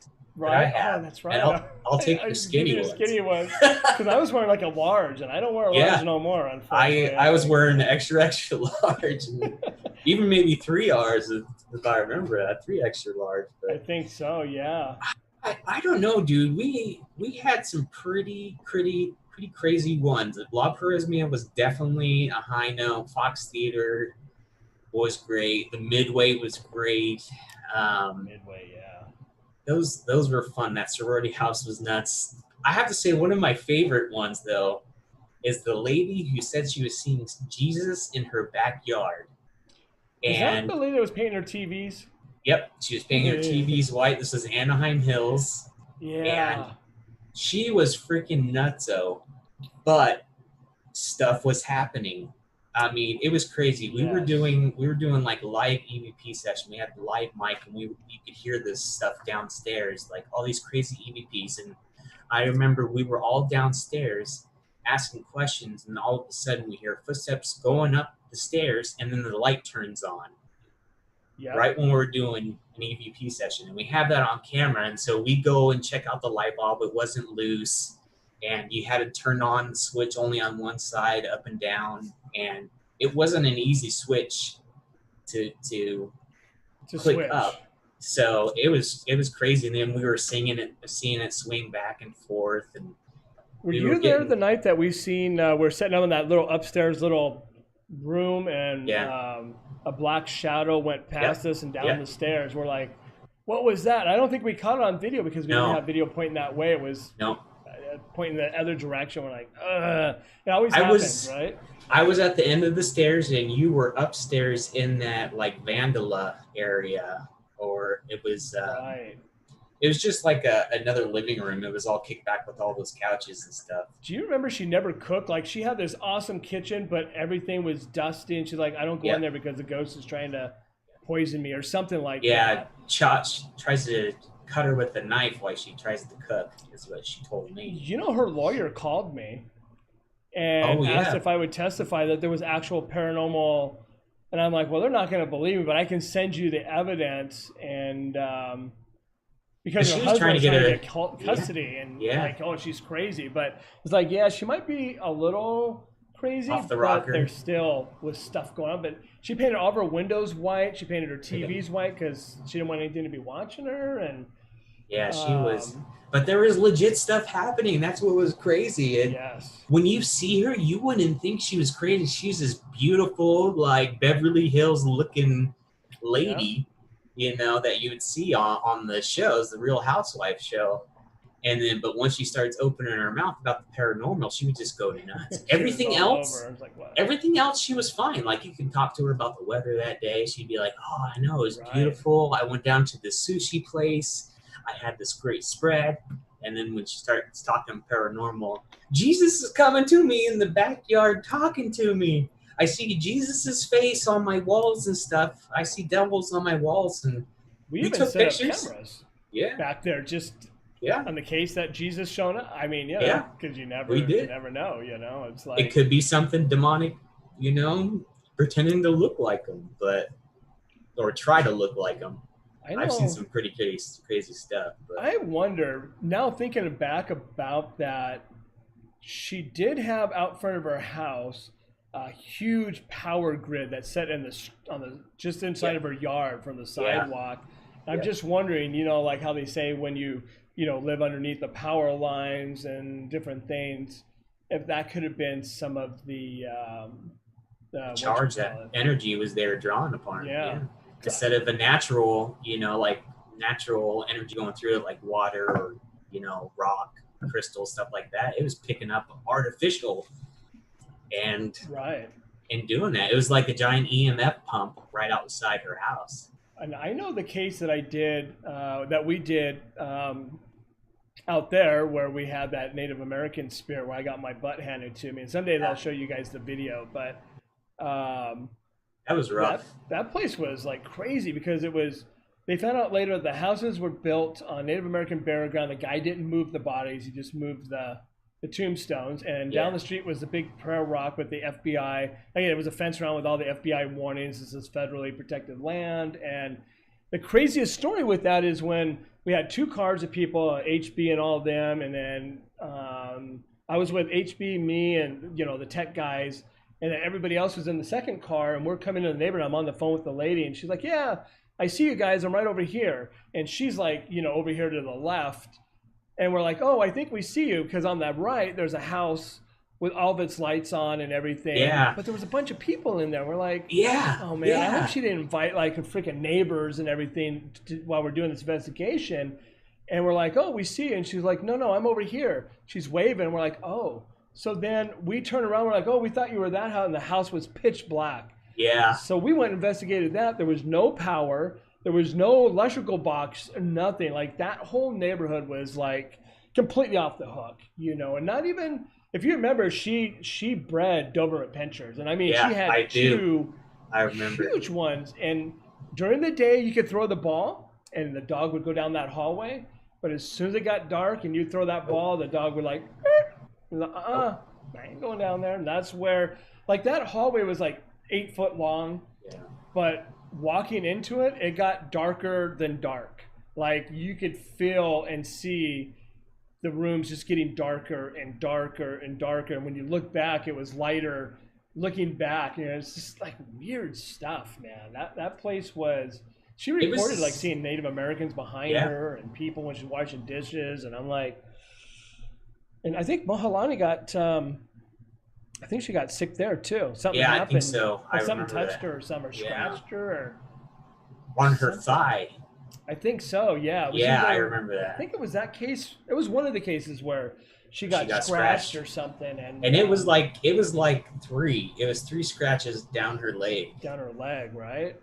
Yeah, it was like her upper thigh. And there's no way she could have caught it on anything. There's nothing that could have cut that thing. Nothing like getting your butt handed to you on a Friday night or Saturday night, right? It's like, true. Oh, I don't have I done any type of other investigations with you? Did I ever take you on my UFO hunting stuff? No. Okay. You know what's funny is I do paranormal stuff, but when people are like, oh, UFOs, I'm like, you guys are freaking nuts, man. Because it's like, who's into that is what's her name? I don't talk to her anymore. Heather. She likes to go sit in the desert and I'm like, you could be out there for years maybe before you see something, but would you really want to be out there and maybe like run into something crazy like that and be like, crap, I'd rather get attacked by a ghost or jacked than to like, get abducted by an alien and get anal probed. I mean, See, I have night vision goggles. Nice. So I go out to the coast all the time and take a look, and you see crazy things. And how I got into this was I was listening to it coast to coast. I don't know if you guys can really see. I'll put it up to my camera. Yeah, look at that. Hey, dude, there's something walking behind you. You better run. No. Dude, run! Yeah. It's probably my cat. I know. You know what they have now is they have the FLIR for the iPhone. Yep. I have that attachment too, and it works great. It works better than our original FLIR that we had. Like thousands of dollars. $7,000 was the one I bought. $7,000. Crazy. We had so much equipment back in the day. I still have like 80% of it, but yeah, I remember. And then we had the little the mini DV player that would record because it didn't record on external, like a thumb drive or anything. You had to have an analog device recording it. Right. And I remember we caught something at Suicide Bridge. Do you remember that in Pasadena? You know, they built houses under there now or something. Yeah, I saw that. I was like, I wonder if you could go back and like still if there's any trail or. Yeah, there is. There's still a trail on the east side of the riverbank right there that you can go on.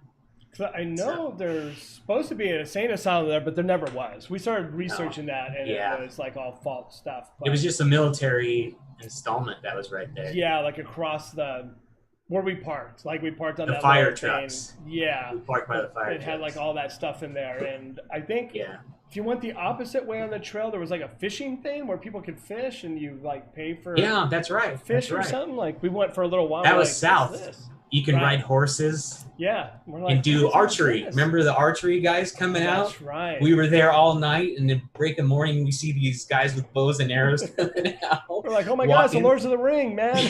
We're like, whoa, we just warped through time right now. This is crazy. That was funny. That place is still pretty fun. I went recently, within like 2 years, and I went out there and caught some EVPs. Like you hear, it sounds like people jumping off the bridge, just screaming. And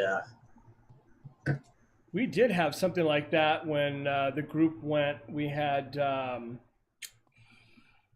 we heard somebody like a scream, like like falling off. What the? Yeah, and we're like, what? That was the only thing that we caught.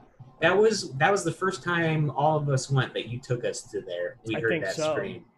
Because I think half of us were on top of the bridge and the other half was below it. And we were doing EVP sessions. Yes. And we heard it. It was just weird. Like that place is kind of like, I mean, now, of course, with houses and everything, it would be too, it's just the evidence. Too polluted. Yeah. Way polluted noise. But it's still fun just to, go just get the experience. Just to go and hang out and be like, hey. And unfortunately, the homeless in their population, it's pretty bad. You got to be careful when you're going through there. Yeah, I remember when we went, they were talking about how bad it was. Like, I think just 2 weeks or 3 weeks before we went, somebody was murdered there, a woman who was jogging, and they found her body out there. Oh, wow. And that's when, that was when we went, is what I remember. This was like 2010 or 11 when we went and did it, and I remember we just heard about it, so we're like, oh, let's go down there and check it out. I think that's when we used the FLIR camera too. I think we were walking through the woods trying to communicate with this lady. Do you remember? I think the most scariest thing about that place was going through the wooded area and those huge tree spiders. And we're like this big around, and they're just like hanging, like You're like, and it was whoa, and it was like walking into a scary movie. Like you see these trees just growing in this tunnel of darkness, just right through it, and it's like night and day. Right when you walk into the forest, it's covered and it's dark. Gotta love little that, trickles. Right? Ooh, I wonder if that's still there. I bet you it was, because that's south of the bridge. I don't think they built houses right there. Yeah, because that was. Did you go with me when I took the school? Because remember, I used to teach that paranormal class every so often at the school. Yeah, I was with you. I brought all the kids there with the teacher and stuff. Yeah. And some of the people were like really freaked out, and some had a good, because some of them were like really into it, Yeah. And, it was you and I. You and I took the group out. And they've asked me back a couple of times, but I've always just been in a bad way, like in pain and stuff. So I haven't done the class in a while, but you got paid pretty good to do it. Yeah, that's like I remember. I need to go back and do it. Like, hey, I need to make a couple of now that you're a star and famous, you can tell me I need more than some that. You know what you used to pay me? Not no more. I need not good enough.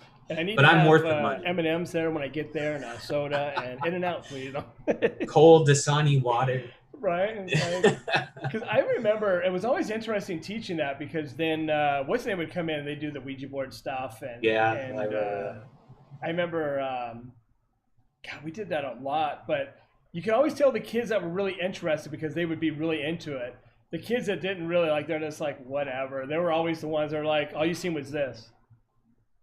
Yeah, I'm talking, and it's just like I'm like, it makes it really hard to do this when you can tell that like 20 or 30% of the kids are like, whatever, man. Yeah. I'm here for the grade, dude.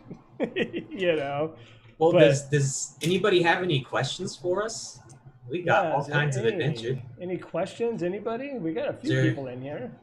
did they want to hear something specific, like a UFO, or I've never had a cryptid tale before. I've never experienced anything cryptid. I would love to do that. That'd be fun. Go chase for Bigfoot one time up in Northern California. But here's my cat again. Okay, sorry, Let's buddy. see. Tell us the werewolf story. The werewolf story. Okay. I could have sworn you were with me, but I guess not. So, I remember. Oh, this one gives me the shivers. I can't reveal too much because these parents contacted me about their son, and he was a really good student in high school, getting good grades. He was playing sports. I think he was like a three-sport kind of kid. He went to church. Awesome kid, and I even knew him from scouts, and so this family approached me and they're like, we've noticed something different about our son, and he just stays in his room all the time. He's just dark. You see circles under his eyes. He says he never sleeps. Sorry, my cat's over here making noises. Not a demon, I promise.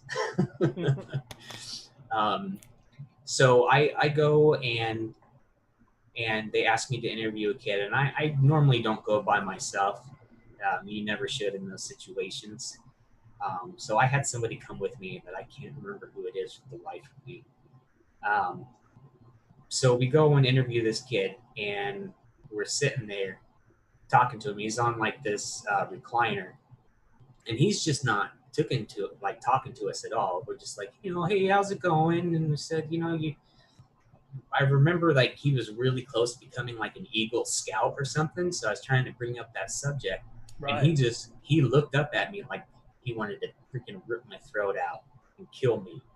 Dang. And I'm like, did I say something that upset you? And then he starts just getting angry. He starts baring his teeth, and you see all of his veins like popping out of his neck, and it's so freaking out. I got goosebumps just talking about it. See it all over. Look at that. Nice. All over my legs too. I'm all freaked out by this. So he puts up his head, and I swear his jaw becomes dislocated and it starts getting elongated, and I swear his fingers start getting longer. Ooh, it starts getting longer and freaking me out like his nails were coming out like claws. So we started giving him a blessing, and during which is kind of some demonology stuff. I won't go into too many details, but a few hours of us working with him and praying over him and dousing him with holy water and with blessed oil and all this stuff. And finally, he would have battles in between where he would start to transform, and then go back. Like he never fully transformed to, the typical werewolf. But I didn't see like hair growing or anything like that. I just saw stuff get elongated. But luckily after that experience, we cast out the evil spirit. We found out was actually something demonic, and it gave up its name, and we were able to get it out of this kid. And he's like, honestly, all I remember was I was starting to hanging around with these bad kids and doing some drugs and exploring his mind, and they started doing some satanic rituals and stuff, and he participated, and he drank some blood out of like a skull or something. And then the next thing he knows, he was having these blackout sessions.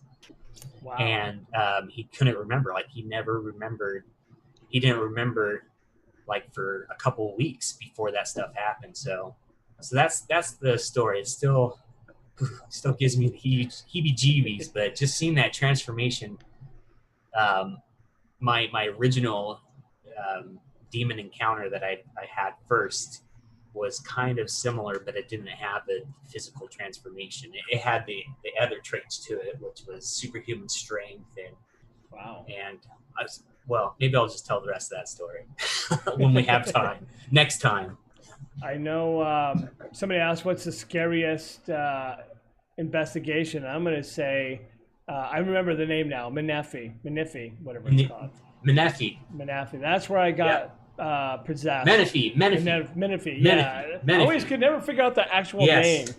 But that place was off the hook because it was Native American stuff, and that's where I got possessed, and that was probably my scariest moment. I'm usually not scared of pretty much anything when we were in investigation, but I'll tell you what, that was the first investigation I got my butt handed to me, and it was bad. And when we went back for the second time, like a month later or something, I was okay until we pulled up in the neighborhood, and I felt me getting a panic attack because I was just like, can I do this? Can I go back in that house after what happened, you know? And I'm like, all right, I got to be the leader. I'm the leader guy. I can't be that guy like, oh no, I'm going to be in the car, all right? Yeah. You know? I'll sit at the DVR station all night. Yeah, we're going to put it in the back of the car. Is that all right? Just run some extension cords. You guys go on inside, yeah. It was just like, that place was freaky, man. I mean, you remember when we almost bought an ambulance? Yes, we're gonna do like the Ghostbuster. The mobile, and we were gonna put our DVR unit and run everything from it. And, that would have been so cool. If we Wasn't it good having money back in the day? Yeah. Well, it was cheaper then. It was like under $2,000, and we were pretty close, but somebody ended up paying a little bit more than us, and we're like, dang it. That's right. That would have been cool though to have, you know, with. Because I remember us having that on the back of the cars, and people would always hit me up on the freeway. People would be like, "Hey, yeah, you know." We had those magnets on the side of the car. Exactly. Too. Get phone calls and emails, and I had a giant sticker across the back of my car that had our website and our phone number, and people would call them out all the time. That's you had to get a new Saturn. A dedicated line. Yeah. I think so. Kids were walking home from school, and I got an email from them like, "Oh my God, I live around the corner." Blah blah blah. I started laughing. I'm like, because it was that's parked a way, right there, you know. If paranormal places want to find places, advertise on the freeway, folks. Right on your car, they will call you. It's like the craziest thing, and you know, being touched or possessed or whatever was going on in that situation. I just remember, I didn't remember a lot of it, but I was mumbling like weird language that I didn't know. And people are like, dude, you're not speaking English. You know, you could hear when they finally got the video camera, and I was just like all over the place, and I was freezing cold. And I just remember HB was like holding me up because I was just like, I was literally like this and like shaking. My whole body was shaking, and it was just sitting in the back of the truck. And then all of a sudden it was like that. And I was just like, and it was like it was over. And it was the weirdest freaking thing, man. And was that when we took pictures of you and we were seeing like triple, double, quadruple of you in the same picture, like moving, doing movements that you weren't doing? You were holding, sitting there still? I can't remember for sure. That was crazy. That was, no, that was at La Prisma. Oh, was it? So at the bench, we were taking pictures. There was light coming off of me. There was like two of me and like some other weird thing. But you were sitting like this, and then yes, that's La Prisma. And you were just sitting still, but then you would see different actions in the picture of you moving, and it was all like transparent, but you're just sitting, not doing anything. And that was digital camera, and there was like this weird light coming out of my chest one time. Yeah. And it was like just weird. That's when I started feeling really uneasy. Remember, I was like, something's not right. Yeah, that's right. I do remember it. That's when we took off. I think that's when the mist came over. Yes, that's when the mist came over. I started feeling. I used to be so open, and after, I don't remember if it was after Menifee or before, but I shut myself down because I'm like, I could always tell. I couldn't tell if there was a ghost at a place when I'd walk in, but I could tell if there's something dark there. Like I would get that feeling like something's like not right in this place, you know. And I was so open, but I would get my butt handed to me because, you know, it was just like things were attaching to me or whatever was going on. I started getting nervous about bringing shit home, you know what I mean? Like, oh, you know, you just don't know. And it's I remember somebody that was psychic or something. You know, I usually don't go down that road, but they're like, Yeah. there's something attached to you. That was like, Emily. Was it Emily? Because I'm like, Yeah. that figures. You know, I'm like, Yeah. well, I hope he's gonna pay rent. Yeah. I remember you saying that same thing. It's like, you know, but yeah, I it's haven't weird. I haven't had something try to possess me. I'm in my very first case, I had this little girl pick me up and throw me, this little like tiny teenager thing. She was like 13, maybe 100 pounds wet, you know, with heavy clothing on, and she picked me up 300 pounds like I was nothing and flew me across the room. Do you remember when Emily used to rent a room? And she used to do that Wicca Yeah. stuff. And right before she got out of it, because something scared the heck out of her, she was doing some Wicca stuff. And all of a sudden, like all kinds of stuff in that room started moving around. And I remember she had a blood knife. She was like using her own blood on a Ouija board that she had on some witching sacrifice. That weird box thing that she had. The and box. She ended up giving me that box, and I still got it. Yeah, we put it in the closet, and all kinds of we'd hear crazy crap coming out of that closet. Yeah, we had a lot of weird stuff. You know what's funny is she went completely religious, and now she's not so much religious anymore. She's going back to her like Wicca energy stuff and all that. And karma, which I've actually learned a lot more about that stuff, and I was never big into like having a medium come aboard or a sensitive, but now I've experienced stuff that there's no way that these people knew what happened. Like I didn't tell them anything, and they just knew stuff. I never got that lucky. Like they'd always be like, "Oh, there's something over there," and they're saying this. We never caught audio, video, picture, like correlated. Nothing. Yeah, yeah. There's no even Dar. Dar would be like, they're saying this right now, and I mean, we had tape recorders everywhere and taking pictures and writing it down. And it's hard. One thing was, it's hard to prove. We the current group that I belong to, Orange County Ghosts and Legends, we went to a theater, and I can't think of the theater off the top of my head. I'm sure someone's watching, one of the viewers, and is going to yell at me, "It's this theater," you know, after we get off of this thing. And there was a couple of sensitive ladies on the team with me, Tawny and Heather, and they were seeing the actual activity of this little boy that used to hang around at this theater in the back room because his mom worked there or something. She was an actress.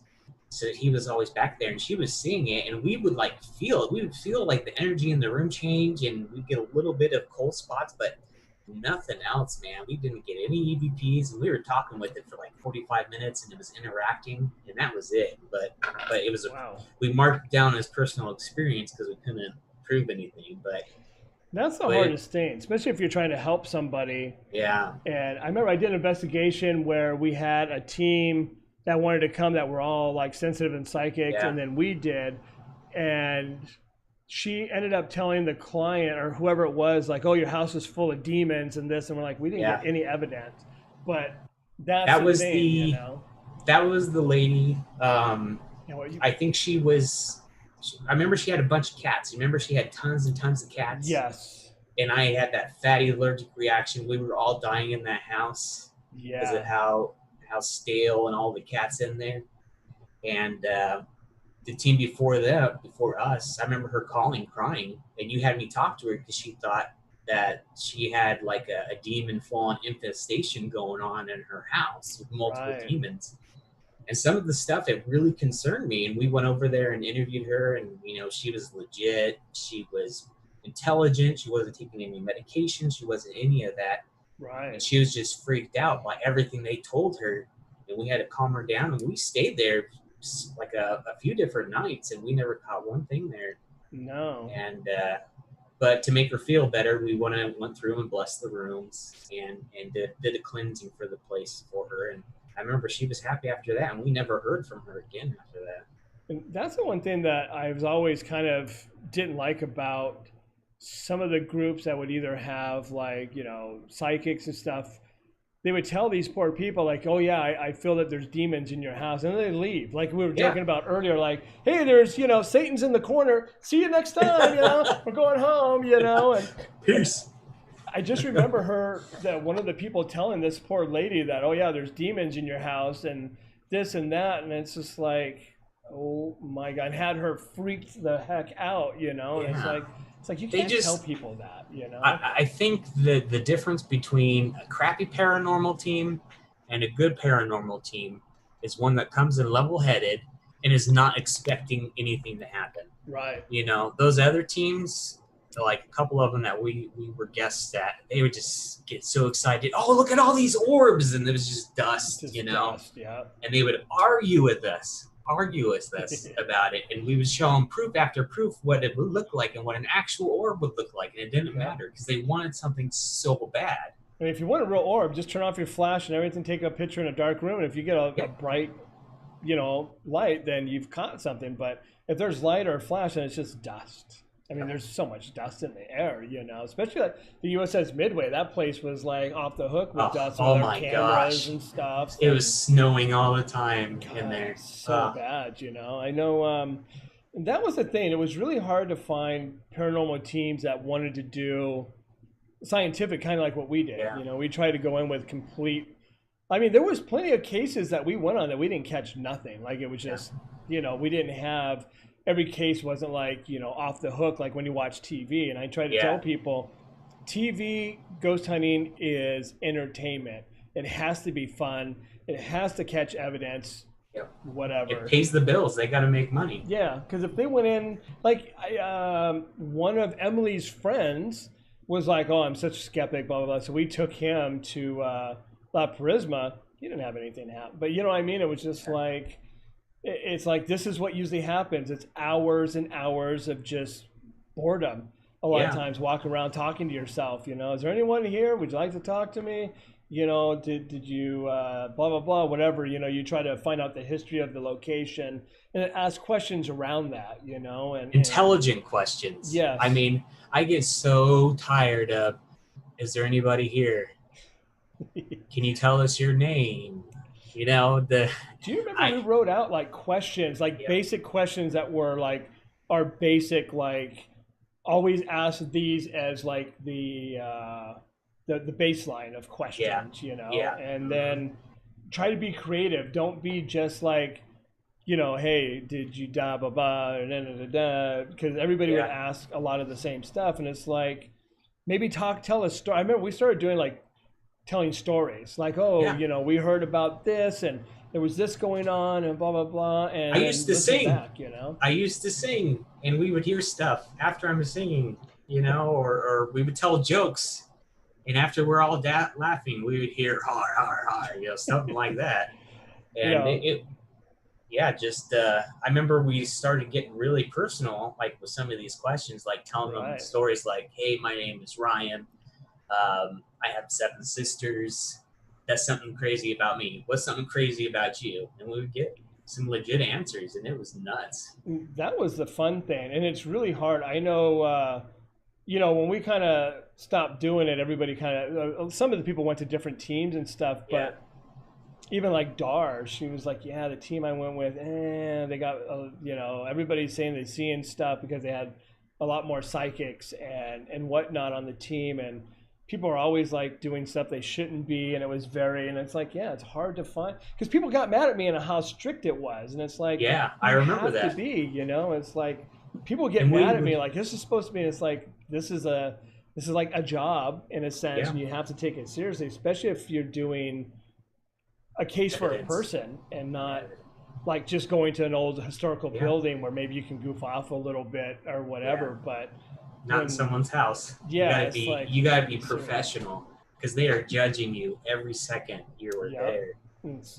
I remember just the hardest thing, like people that join our team. I remember one time we had like 25 people join our team at once, but only 6 of us would do evidence.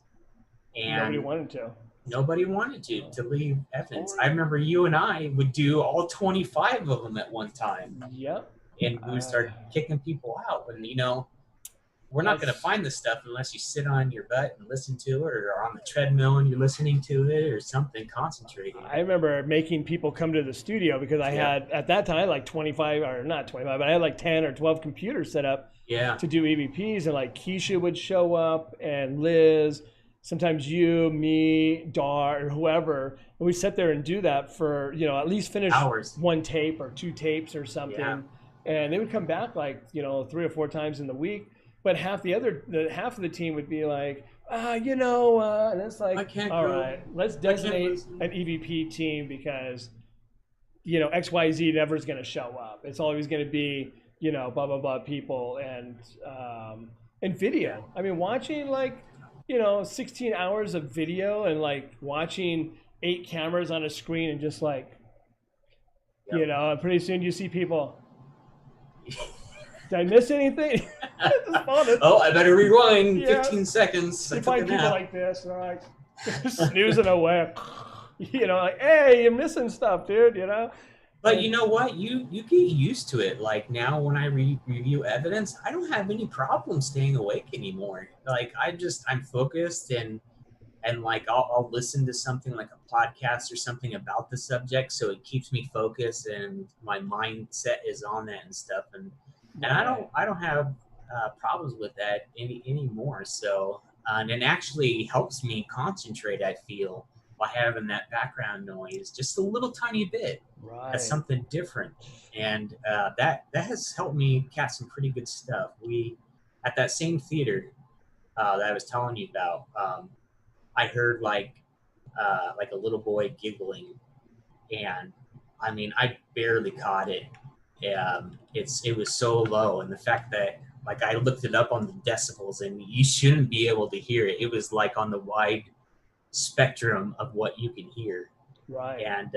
And I was doing the same thing. I was listening to a podcast, and then I heard just something that sounded just little flick that sounded unnatural, and I dug into it and enhanced it, and sure enough, I think I have that clip somewhere.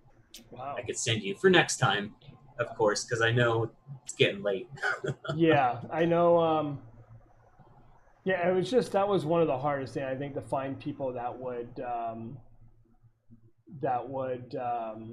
sit there and do stuff. You know, there was, like I said, we had to dedicate a team, and like when Carol and her husband, they did their stuff out because they lived like, you know, way out in the freaking boonies, but you know, they always did stuff, and we did stuff. We had servers set up to where people could download the files, and we had an FTP site. There was no excuse. You could listen to it from anywhere. Exactly. Anywhere. It was no excuse. I think we're ahead of our time at that. Like we had so much stuff, you know. It's like yeah, we got FTP servers. You can download the files. You do this, and we had video. It was a techie team's like wet dream. Let me tell you, because and then I built that live EVP thing that weighed like 500 pounds. Well, that's what I was talking about, the live EVP that we got up and with the Anaheim, the crazy lady. Got caught. Oh, that's you okay? Right. Yeah, I know. That's where we caught the footsteps and the whole shadow, was we were all doing live EVPs and caught that crazy stuff. Do you remember the person's house? I don't remember even where that house was. I don't even know if you were there. I know, what's his name there? The, he's not a demonologist. He's a, remember the teacher? Oh, a parapsychologist. Yeah. We did a place that was somebody that I think he knew, but it was like the inside of the house reminds you of a cabin. Like everything was wood. There was like a bear head and something and all these rooms. That place was kind of weird, but I couldn't tell you any more than that, like who it was, what it was. I just remember sitting like at the kitchen table and doing sessions. That was another Get Out. I remember, because I remember covering the audio, doing EVPs for you. I couldn't go on the case, but I helped you with, and I think you got a Get Out at that table. I think if so. I remember right. Because that was the biggest thing. Get out. And we're like, all right. Especially with you, man. They were telling you all the time, get out. They didn't like me. They're like, no, not you, buddy. You know, I mean, that's why I didn't like being open so much anymore, because things were just like I must have had that energy. And I think because I'm part Native American, when we did the Manafi, whatever, Menifee. I was just like attracted, like, you know, and of course, you know, I did a little provoking, and that place, I think they finally got it clean because we finally got in touch with one of the shamans, Mm-hmm. and he came over and did a blessing. He said there was some sort of Indian or Native American spirit in the house and stuff. And I talked to her. I literally like still have all the case numbers in my phone after all these freaking years. And I'm like flipping through. I'm like, oh my God, that's the. And I text her. I'm like, hey, is this still?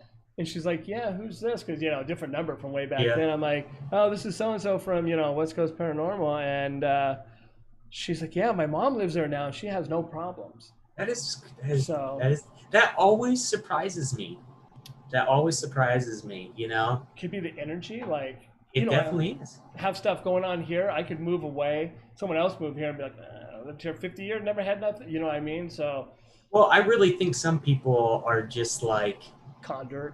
Yeah, they just like sterilize the room, you know, of all energy. Everything just goes back to neutral, you know, no matter what, and you can't stir anything up at all. Like Uncle Jim's house. Exactly. They moved in. They're like, we haven't had any. We've been here like the guy's been there for a couple years already. At that time, when I talked to my friend, he goes, "Yeah, let me ask him, man." And he's like, "No, we never had nothing, man." I'm like, man. Well, so you remember my first story that I told you earlier about when I was 3 or 4 at my grandparents' house? Right. Well, get this. I was visiting my mom, and my boys were with me. And I told my mom that story because I don't think I ever told her. And she was like, oh, you saw Mr. Clark. And I'm like, what the heck? Who's Mr. Clark? Why are you just telling me this now?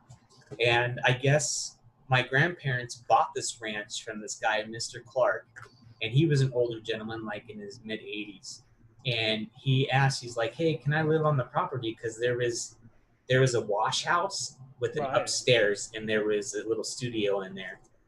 And so apparently he lived there until he died. They would bring up meals up to him and stuff, and he was always nice and kind, but he was tall, and, you know, he wore a cowboy hat. Like what I saw. I saw, this is what my mom, and I totally just got confirmation for the first time in my life, you know, after almost 35 years, you know, I'm almost 40 now, and I was about 4 then. So, I know I'm still a baby. You always tell me that. I know. I'm like, damn, 40. You're young, dude. When I wouldn't even be 40 again or something, man. You always gave me that, dude. You always were teasing me. I'm like, you're a young buck. I forget how young you are. I know. People are like, you're not that old. I'm like, yeah, I am.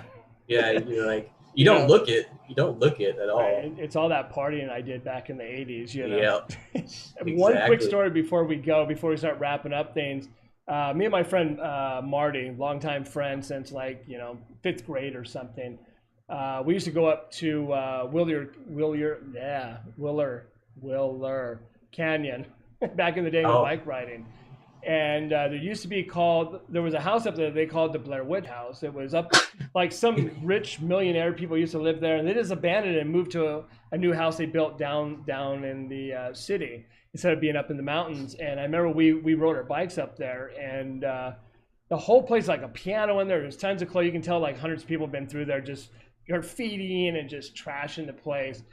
And digital camera, right, back in the day. And, you know, it's like, here's the house, and it's literally like on a little hill. So, you know, if you look down, it's pretty far down. There's these big freaking trees that's grown up. And I just started taking pictures of the trees in the house.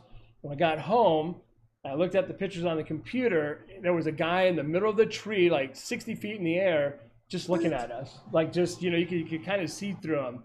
I was like, dang. And then it burned down during those last fires, like whatever. Oh, 15 no. Years ago a few years ago. Yeah. So I was like, man, but that was the weirdest thing. I don't know what happened to that picture, but it was just weird. There was some guy like way up in the air just staring at us. And he would have been too heavy to be up on those branches. Like, you know what I mean? It would have been like leading over the side or right up to us. But man, that was like some nuts, creepy dude. stuff. It was like, dude.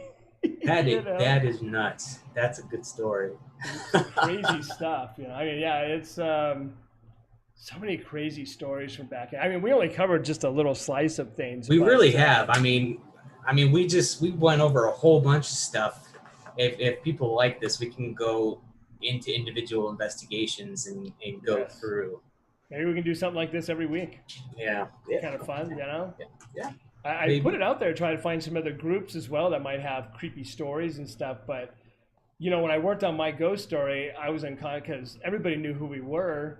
And I knew I had all these contacts. But when I closed my Facebook down, the West Coast one, when I reopen it, there's only like, 8 people now. So I'm like, I need to bring more people. But just even having regular people come on, even if it's voice, and just tell stories, like just have a story night, and like maybe they need advice or questions or whatever, People can call in. Yeah, because we do have a phone number for the show as well, and all that, and it'd be fun, That'd be a lot of fun.